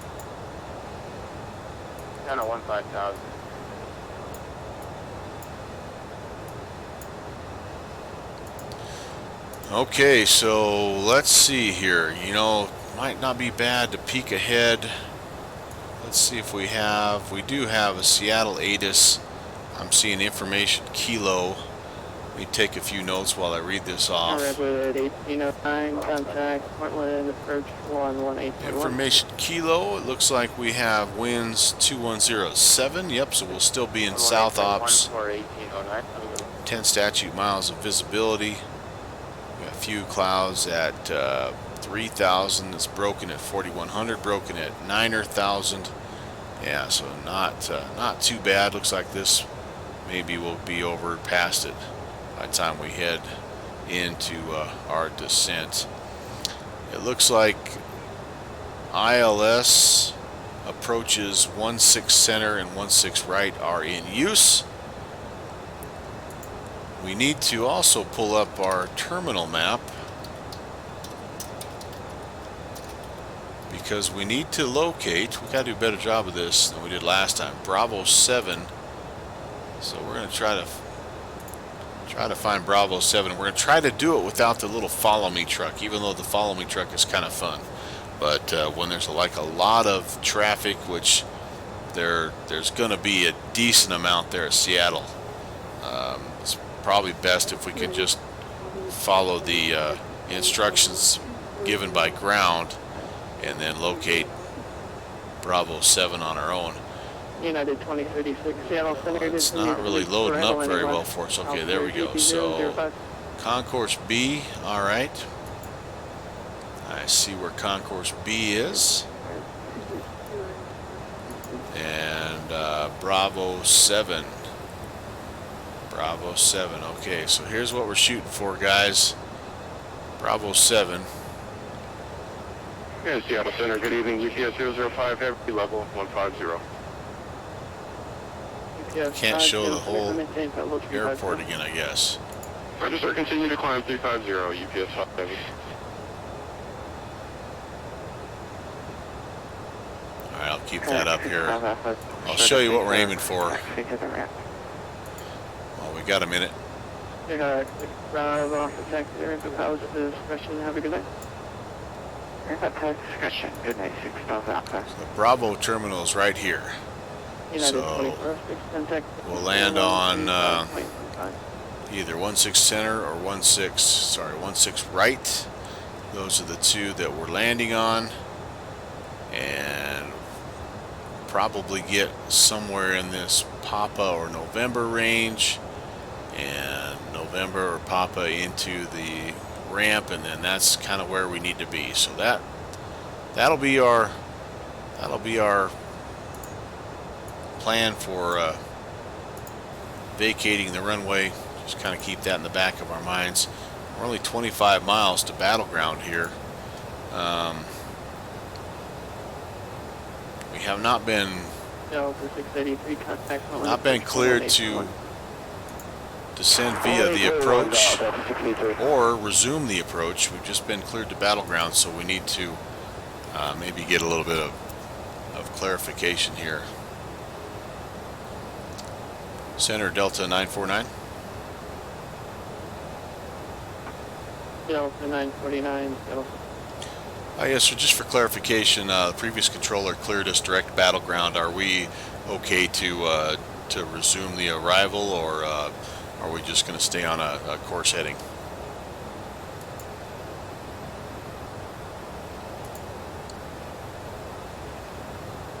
Delta 949, you can proceed direct battleground and let us know. Battleground then as filed. Thanks for the clarification. 949. Okay, so then we're into the arrival, guys. So that means for us, we've got some work to do in the next 30 seconds because we're only 15 miles away. So let's first of all figure out. I'm pulling up the arrival over here, guys, and after battleground, we are going to go to Olympia, which is 113.4. So I'm going to do this. We're going to go to heading just so that we can hold our current heading. Oh, don't wobble on me. Then we will let this count down a little bit more. Get it down underneath 10 miles here. And then we're going to plan on making a little bit of a left-hand turn. It'll be a heading of 329. 135.15,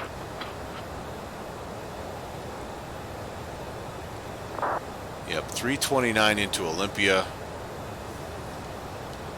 Let this count down a little bit more. Here's the other thing that I'm still a little bit unsure of is descent planning, and I know you can do the old divide by 3 and it gets you pretty close. Blue 1195, contact Orland, approach 118. But I'm leery of starting a descent too soon. I did that, I think the last time I was in this aircraft, and I was actually too soon. I got in a little bit of trouble, so I'm going to hold the altitude here until I'm told differently. We can bring it down semi quickly. It does like to glide, but it's not too bad. Okay, there we go. So we're going to do, we're in heading mode. We're going to go 323. I'm sorry, 329. We're going to tune in Olympia 113.4. That's going to come alive. Yes, indeed. 329. United 2036. All right, and then back over to VOR mode, and we're gonna hope we don't have too much of the S-turn action going on here. Yeah, 70 miles. So in theory, we need to go from 380 to 280. So let's just do a quick calculation here. So I'm needing to drop. No, 380 to 170. So I'm needing to drop 2,100 feet. If I'm dividing that by 3, no math guy, but 70 miles out, I actually should be starting my descent right now. I hope the cloud cover doesn't get, yeah, me too. It shouldn't be too bad. Seattle 2157, contact Seattle Center 135.15.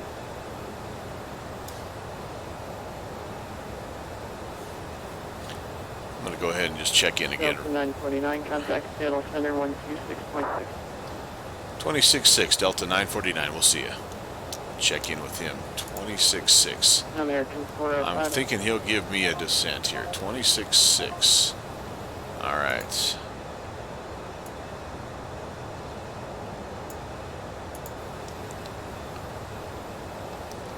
Seattle Center, good evening. Delta 949, flight level 380. We just passed battleground. Delta 949, Seattle Center 18. Please give me a descent. Descend at concentration, maintain flight level 240, this is Seattle altimeter 300. Pilot's discretion, descend and maintain 240, Delta 949. All right, good deal. Seattle Center, good evening. All right, let's spin that guy down. And now we're going to have to pay attention to our speed here. I'm actually going to pull the power back just a little bit here. 12 nautical miles outside of... And we're looking at, you know, between 1,000 and 1,500 feet per minute would be good.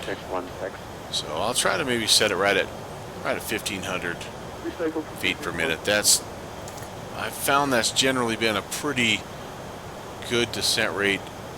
Helps me keep the speed somewhat under control without a whole lot of difficulty. Don't spill my dessert. Absolutely, sir.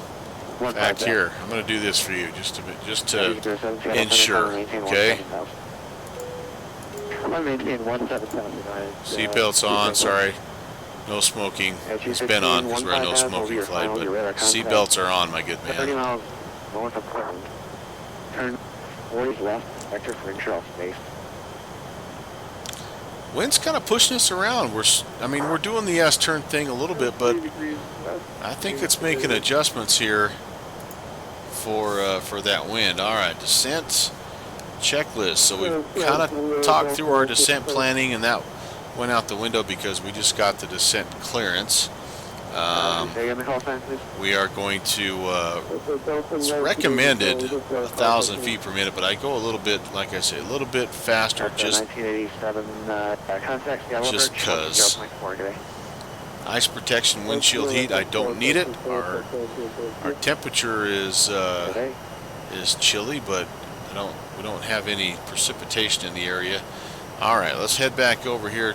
Tank selectors have stayed on main the entire time. Tank valves need to now be closed. So we're going to close the tank valves. And the boost pumps need to all come off.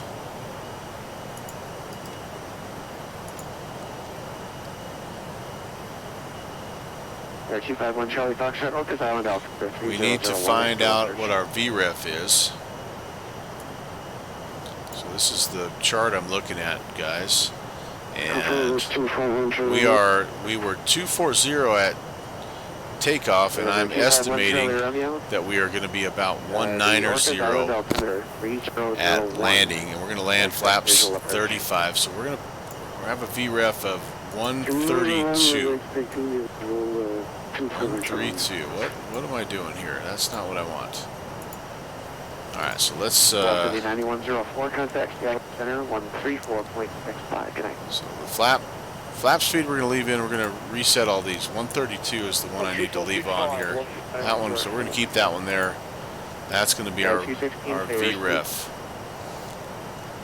Okay, I am getting a little bit woozy here with all the S turning. So we're going to get leveled out here. Okay. Leveled out. On the VOR, on the radial, I should say. And then cross RVAD at maintain 13,200 knots, Seattle altimeter 300. Cross RVAD at or maintain 13,250 knots, Delta 949. All right. Delta 949, cancel the speed restrictions are at speed to your discretion. Okay, speed at our discretion, 949. I'm going to go ahead and stay at 250 just because that's what the approach says, and that's a good speed for us. Get below 250, and that's when we start to run into that issue of the nose wanting to pitch up. All right, so we're closing in on Olympia. We're supposed to be above 17,000 at Olympia. We still have 25 miles to go. We'll be well above 17,000. Yeah, 216. You can expect to turn in about 1 minute. So we're right now at 300. Again, the 216, expect to turn in about 1 minute. Altimeter in Well, we expect that train 1 to minute. Seattle right now, 3006. 157, descend via the Glacier 1 arrival, Seattle Keep that in mind as we get below the transition level. All right, anything else on the descent? Nope. All right, so we can't really brief the approach just yet because we don't know which runway we're going to get, but we do know this much, is we will be 10,700 for 15. we will be at 13,000 at RVAD, and we'll be vectored north here at Fort. Con 300. We'll be at 343 heading. We're going to use the Olympia VOR to track outbound, and we're going to track outbound on a 022 heading. And then what was our... Once we get vectored north, we will have the appropriate runway, and we can tune in all VORs and set the course headings that we need, figure out what the go around is and all that good stuff. Approach semi-briefed. Actually, I think the approach brief is all this little stuff here about the fuel tanks and all that good stuff. Okay, we're sliding a little bit left of course here. I want to do that.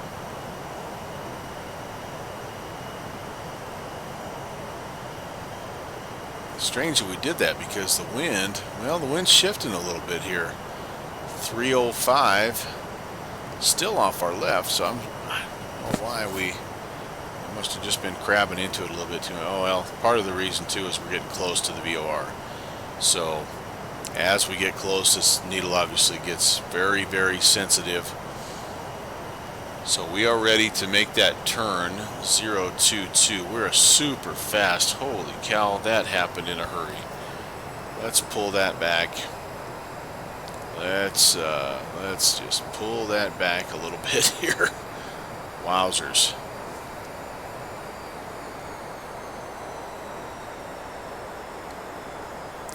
Shooting for 250.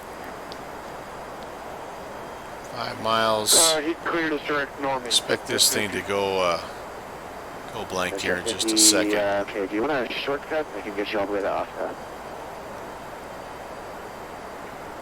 No, we'd prefer our current routing to Jet 50. All right. Jet 50, roger. 022. There we go. Around to right there. Spin this 022 outbound. Yeah, I figured I'd be behind Slant Alpha because I thought initially he was thinking. 949 Seattle Center. Sorry, go ahead, 949.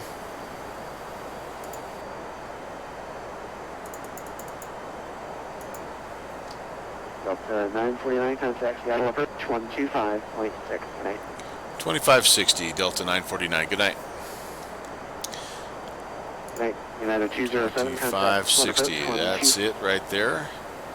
Let me just get a real quick update on the ATIS Lima. Okay. And Seattle approach. Good evening, Delta 949. We're descending flight level 220. Information Lima on the Olympia 2 arrival.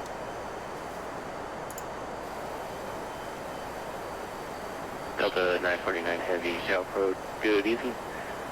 Just to maintain 10,000 and continue the Olympia 2 arrival. You can expect vectors ILS running 16 center approach altimeter 3006.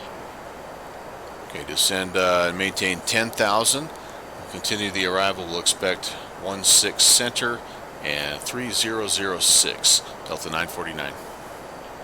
All right, just about back on that outbound radial here, so we're going to continue the descent. We're super fast still.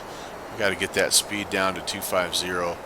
I basically pulled the throttles back to idle, and we'll see if that brings it down. If not, we're going to have to shallow our descent, which makes me a little bit nervous because we're supposed to be at 13,000 here in 20 miles past. Oh boy. So Oh, I locked up a little bit. So yeah, we're 15 miles past. In 5 miles, we're supposed to be down to 13,000 feet. So yeah, we're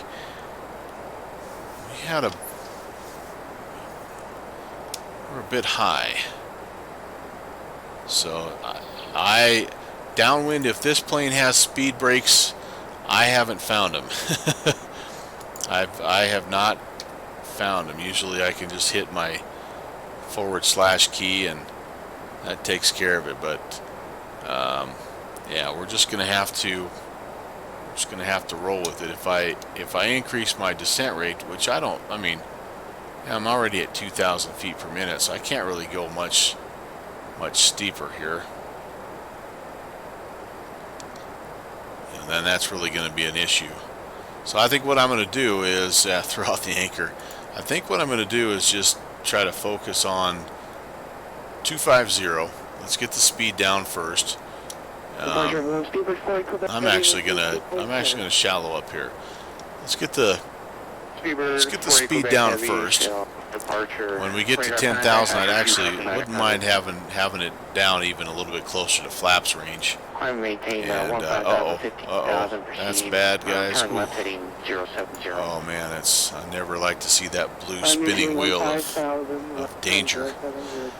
It'd be a shame after a 2.5-hour flight to have a sim crash. Alright, we're 25 miles past here. Oh, I'm sorry. Delta 949, turn left heading 345. Speed vectors for the ILS. Center. Left turn 345 ILS, vectors ILS 16 center. Alright, so there we go. I was just going to say we're right at that spot where we got a vector out. So 345. He can extend us a little bit on this downwind too. So yeah, that's okay. I'm okay with that. United 216 tail approach. All right. So what I'm going to do on the other screen here? Well, let's just pull it up here. 16 center Bay visual. We don't want that. We don't want that. ILS 16 center. 111.7 and 164. Missed approach. We're going to climb basically runway heading straight out to the Seattle Vortac and up to 2,000, and we're going to hold out there. Nope, up to 5,000, excuse me. We're going to cross the Tebney Seattle 2.4 DME radar at or below 2. So we can't climb too fast. Then we have to get up to 5,000, hold at the 949. We descend to maintain 6,000. Down 6,000, Delta 949.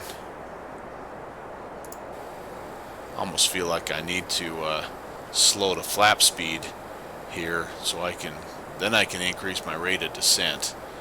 All right, so we are going to do that. I'm going to just shallow up a bit. We're still 1,800. I'm going to shallow up to about 1,000 foot per minute. Delta 1987, turn right heading. All right, let me put that information in that we just briefed. So we're going to go 111.7. We are going to set an approach course at 164.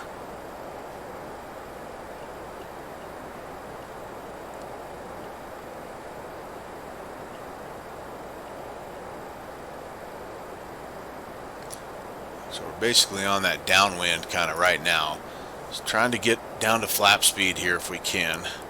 Still a little bit. Shallow it out a little bit here.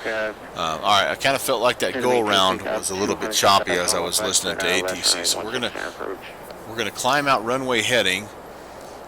We have to make sure we stay below 2,000 feet until 2.4 DME. Then we get up to 5,000 on that same runway heading to the Millet C11 DME. And we hold out there. So basically what you have is a straight out hold at the Millet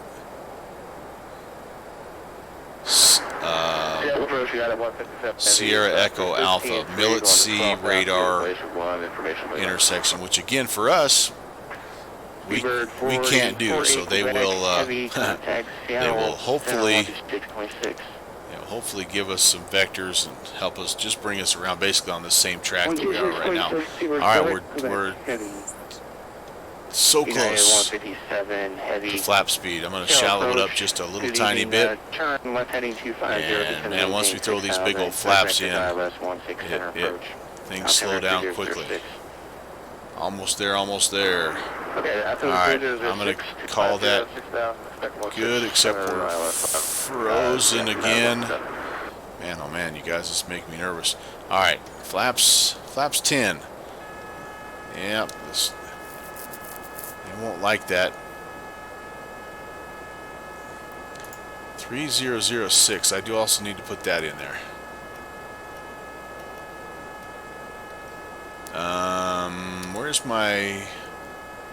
There is a way to mute that. United 157 heavy. Make a left turn heading 190 vector. Okay, I can increase my rate of descent here again.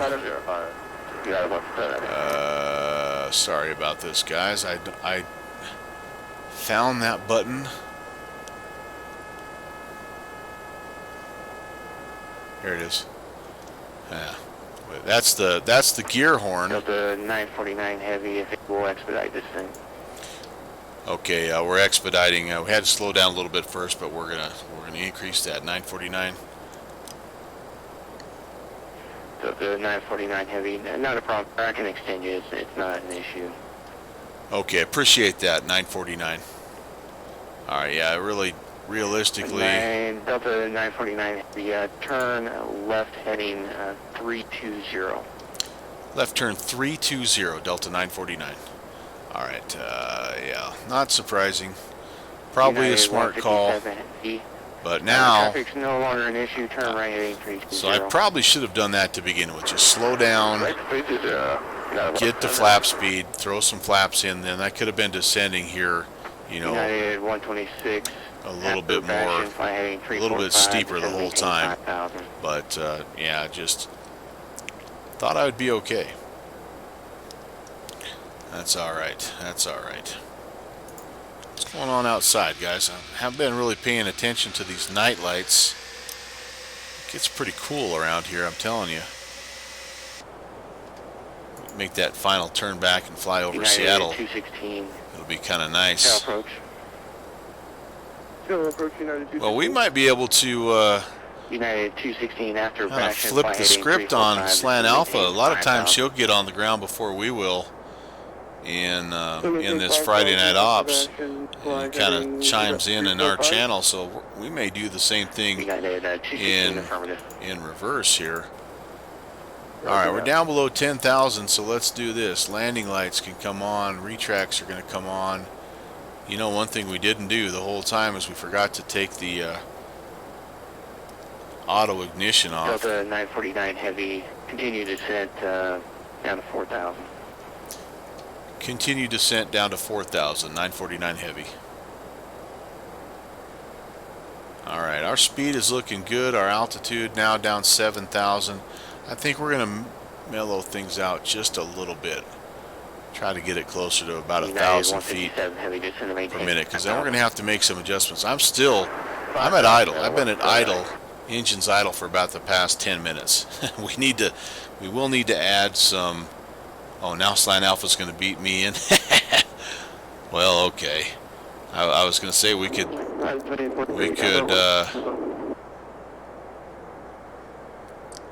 we could have jumped on his stream real quick. Oh well. You know, at one point in time I said, wouldn't it be cool if we had parallel approaches? How close are we down when you're kind of looking at the map? Could there possibly be a 1-6 left and 1-6 center parallel approach here? That'd be, how ironic would that be? Delta 949 heavy, turn right heading 070, vector final. Alright, turn 070, Delta 949. Alright, here we go, boys and girls. Maybe, yeah. That would be the miracle of the day if that happened. Alright, 1,000 to go. I'm gonna shallow it up a bit here. We need to maintain 4,000. I'm gonna throw in a little bit of throttle here and just kind of try to get some power back in. Get ready to actually fly this in instead, just glide it in. United 157 heavy turn, right heading 345. Don't mind being below 200, honestly. Being around 180 would be pretty good, I think. Coming up on 4,000. Here's some nice city lights. United 157 heavy, there's 5 there for you if you make sure we land before Delta 949. Yeah, there he is, talking smack.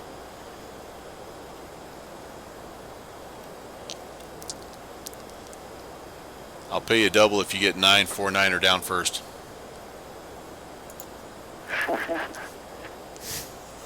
Everybody's already sequenced in, sorry. Dang it. Love it. Love it. Love these guys up here, man. This is a fun bunch of air traffic guys. All right, our localizer. Delta 949 heavy turn right, heading 13, join localizer runway 16 center. Right turn 130, join the localizer, 949. Ha ha ha, slant. I think we got you, brother. United 157 heavy turn left heading 250, vectors final. 250, vectors for final. United 157 heavy, yeah, we heard. Oh, but it doesn't make a difference if I stall. No. No. Don't. Alright, everything's coming off, nose down. I'm gonna stall, I'm gonna die, oh no! Alright, this is bad, folks.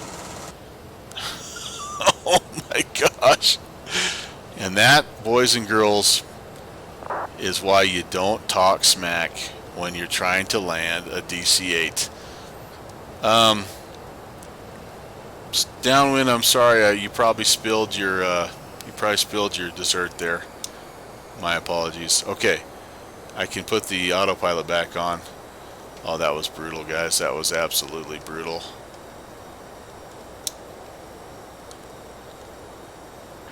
Delta 949 heavy, Miles America, descend to maintain 3,200, so south on localizer clear ILS 16 center approach. 3,200 till established, cleared for the ILS 16 center approach, Delta 949. I have to make it at least sound like... United 157 heavy turn left 190, make it at least sound like I was under control here. Okay, I actually have everything... Alright, man. I think we're going to have it. I think we're going to be parallel, guys. Alright, here we go. There we go. We have it. We're overshooting it. We're overshooting it. We're through the localizer. Alright, I got to catch my breath again. I just about put this darn thing down like you're not supposed to. Alright, folks. We're okay. We actually even... Now we're below where we're supposed to be. We're supposed to maintain 3,200. Not good. Alright. Level off right there. Pick up the glide slope. We will watch our airspeed. Radar contact passing 4,700, promise. climb and maintain 15,000. We're going to toss in another notch of flaps here and try to keep that nose down just a bit. Airspeed's coming down, that's okay. So there's our VREF again, about 132. November 1457 uniform. It's amazing how hard it is. No matter how powerful this plane is, it is hard to get speed back up when that nose gets up. That's just crazy. Alright. United 157 heavy. Notch of flaps. America. Descend to maintain 3,200 until South Shore localizer cleared ILS runway 16 center.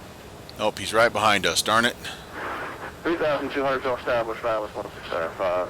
United 157. Delta 949 heavy contact sail, power 119.9. Over to tower 19-9er, Delta 949er. We'll see it. Aircraft calling shall approach. Go ahead.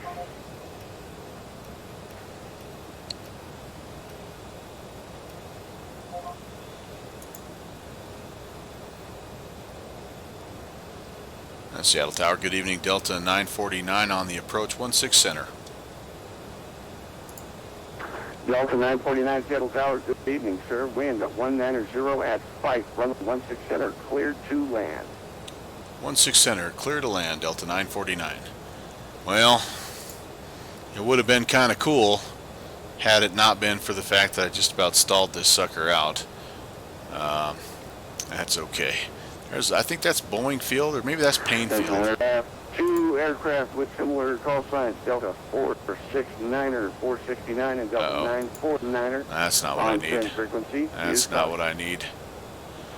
All right, well, we're on the localizer. We're below the glide slope. Good night. We are actually too low. We were supposed to be 3,200 until established, and we actually are down below.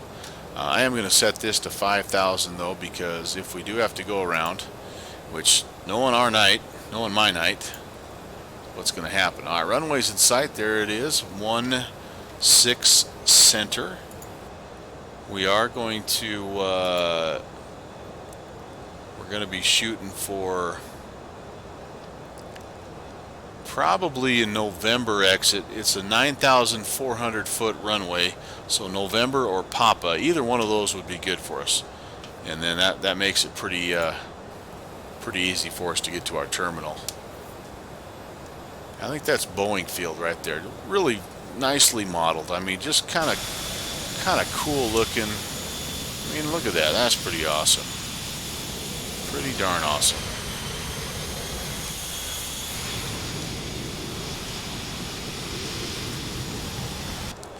Alright, here we go. Glide slope is coming in. Sorry, I picked the outside view and yep. Alright, flaps 35. Throw the gear in here. We'll go ahead and pull the power back. Delta 3128, caution light turbulence departing 747, winds at 190 at Picked up the glide slope. Runway 16 left, takeoff, fly runway heading. Fly runway heading, runway 16 left, clear. Actually got a little bit quick there. Oh, downwind sim saying gear. That's why I need you on the voice chat, man. Delta 949. Traffic on 16 left departing should be no factor. 12 o'clock, approximately 4 miles. Roger, 949. Okay, so what's happened? Oh, I thought I lost. I'm like, it is quiet. Why is it so quiet? Gears down, flaps 30.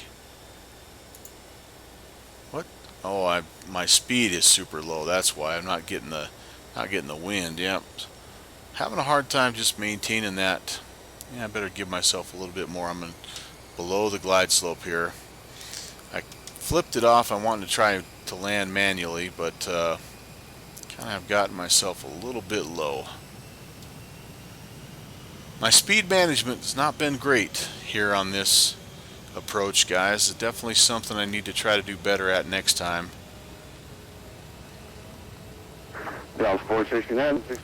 So Rob is laughing at me right now because he's right behind me, looking at how low I am. Delta 3128, contact departure, good night. Switching departure, Delta Speed 3128, management, man, that is everything in this aircraft, and I did not do it well on my approach. Now the nose is up, the whole works. I think we'll be okay, but it's just not going to be one of the prettiest landings in the world. Alright, there's our speed. That's kind of where we need it to be. Roll the nose over here. Kind of sliding a little bit right. Yeah, we'll We'll be in the Delta neighborhood. United 157 heavies on a 5 off final 16 left. Should I slow roll it? Oh boy, I set down awful early. Delta United 157 heavy, Seattle Tower, good. Alright, we're looking for, like I say, 1600, cleared to land, November, and we're going to have no problem making that. I'm not even engaging the reversers. Left high speed Michael in November, hold short with left. Alright, keep the speed up and we'll catch Mike here, or November, Delta 949. There's Mike. Yep. Delta 469, wind 190.5, runway 16 left. So November, that's a good one to get because that takes us... Cleared to bite the monkey, 16 left, Delta 469. Clear to bite the monkey. What the heck? Alright, so let's find our parking spot here. Bravo. What did we say? I should have had this ready. United 157, Bravo 27. Boeing 737, traffic not a factor. Uh-oh. I can't land in Bravo 27 because everything is too small. Uh-oh. Uh-oh. Well, how about Bravo 9er? That's in the, Seattle Tower, good evening, United. It's in the neighborhood. Established on the localizer 16 center. United T-16, Swissport. Sounds good. Alright, well, we're clear, at least, and we got it down, at least. It wasn't pretty. 469, cancel. Take on full short. I'm ready to roll. Do you need me to abort or not? Abort takeoff, sir. Son of a... Uh-oh. Oh, I rolled past the line now. That's my fault. Oh, sorry, man. Yep, dude, you have every right to be mad at me. I am so sorry. I went past. See what happened there? That guy's having to hold. Shoot. Delta 469, next left when able, need to go back to the ramp, or you want to go back up to take off again? Yeah, hell. Go back for the takeoff, Delta 469. Yep. Delta 469, roger, contact ground point 7. Yeah, hell. Feel bad now. You.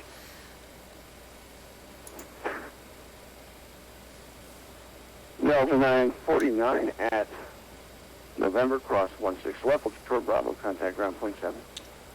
Alright, at November cross over to ground. My apologies for that, Delta 949. I ran too damn far.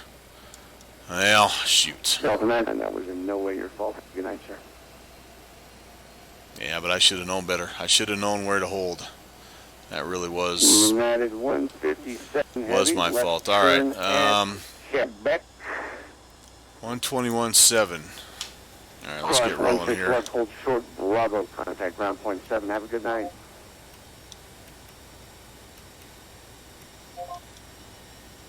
I'd like to know why that was when you guys get a moment, and I am ready to taxi back.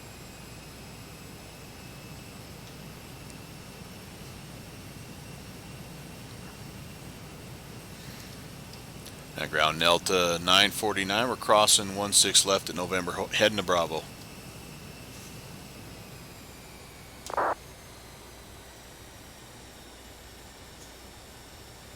Roger, I'll take the taxi if you can while you're getting that.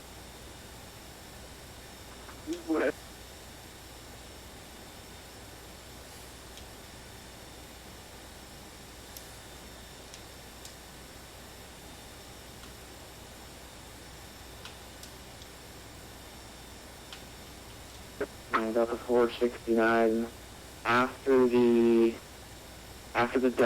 heavy Boeing 747 and the .com PC-12 go left Bravo. Okay, we got a 7-4 in sight. I'm looking for the PC-12. Ground under spot 66 of Lima for taxi. Alaska 1400 standby. United 157 to Bravo direct tonight.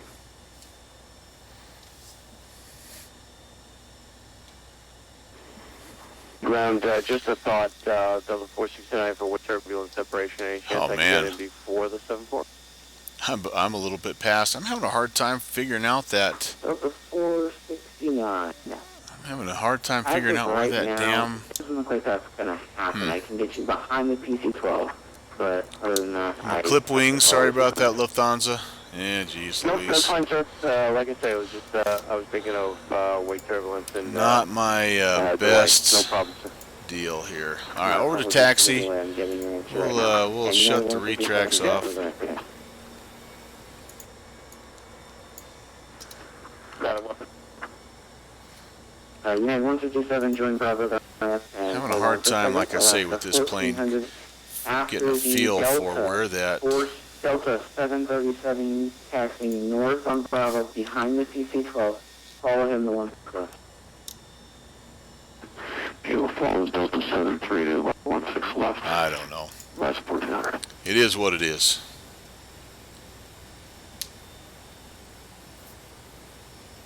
.com 576, enable, please block another Charlie. Yeah, so here's what I did wrong, I think. So I think I'm supposed to turn off and be past this line, but short of that line. Delta 949, you can go to the ramp? Yes, sir. Bravo terminal, please, for 949. Delta 949. Good night, thanks for your patience. Yeah, not a problem. 949. Yeah, he got stepped on, but I know where I'm going. So straight ahead for the most part. Yeah, so, again, part of the issue is, in other planes I have a different sight picture of where I'm at. And Delta 469, the yeah, I don't know. To abort your takeoff and reject your takeoff due to traffic and these offenses. Yep, that was me. I had just pulled a No, little got it, no problem. Thanks. little too Appreciate far it. forward, Better be safe so than sorry. Delta 469. all right. I think I see my my stuff over there, so I'm gonna head over that direction, and at least maybe I can find the gate. Okay, but well, you know what, guys? That's part of the deal on Friday nights is you gotta be paying attention, and you gotta be on your A game, and sometimes you're not, despite all your best efforts. Sometimes you're running through checks, and I was looking at some different things, and instead of paying attention to where I was on the airfield and just being safe all the way around. So that's a good learning moment, and I have learned plenty of those the hard way. I'm going to go ahead and clean up here. We can turn the anti-skid off. We don't need that on anymore. So .com 576. yeah, I'll forget about it after the first cast tomorrow. You're right. Well, and I mean, come on. It is what it is. Something's beeping at me here. What have I... My pleasure, sir. Delta 469, I have a quick question for you. Something is beeping at me. I wonder what that is. All right, it's been one of those nights, guys. Does it not like the fact that I have that turned off? I don't know. Delta 469, ground. Can't turn it off. Oh, not a very good. Hey, those guys are like, what's this idiot doing? His plane's beeping at him. Oh boy, I can't wait for this flight to be over. Yeah, 216, set it on. Go around. Why am I'm having a hard time keeping my Turn around. go around. Yeah, 216, goes around via Bravo, again. It is fun. I mean, it's frustrating when you don't. 469, I can either confirm nor deny that I said that. It's supposed to be fun, which, by the way, but sometimes it's not if you about a year and a half. don't finish things off the right way. And now I'm just getting a little frustrated because I'm like at half throttle just to try to get into the ramp here. That's the horn I'm getting as I'm going too fast. I got too much throttle. And it's like, you don't need to be at Toga here, but have a great night, great weekend. I don't know. What the heck. All right, let's spin it around. Coming in, yeah, that guy is telling me, come left, come left, come left. I understand. All right, man. Take care. Did I hit the brakes accidentally? No. All right. Alaska 1400. We're going to get in here For the as close as we first time, can. I will be saying I don't even care I'll now. wake We're not up quite saying there. it right next Set the morning. brakes Monitor the tower, 119.9. and live to fight another day. Alaska 1400. Well, you know what though? Quick reflection time. Overall, a lot of good things. INS worked fantastically well. We had a lot of fun. Clear up the coast. Departure was not pretty. Arrival was even worse. We did manage to cause some excitement on the ramp, so I guess that's maybe a good thing. I don't know, maybe a bad thing. And but anyway, at the end of the day, still not a terrible day to end, or a terrible way to end the week. So I'm okay with that. We will learn. We'll do better next time. Speaking of next time, so an adjustment that I'm going to make right now is I thought that the dog days fly-in was actually tomorrow. It's not. It's not until next Saturday. So I'm changing that on the stream here quickly, and I'm going to make sure that I get that on my calendar as well. It'll actually work a little better next Saturday than it would tomorrow. Tomorrow, if they'll have me back, actually it's the there's part of the Portland fly-in that's a part of their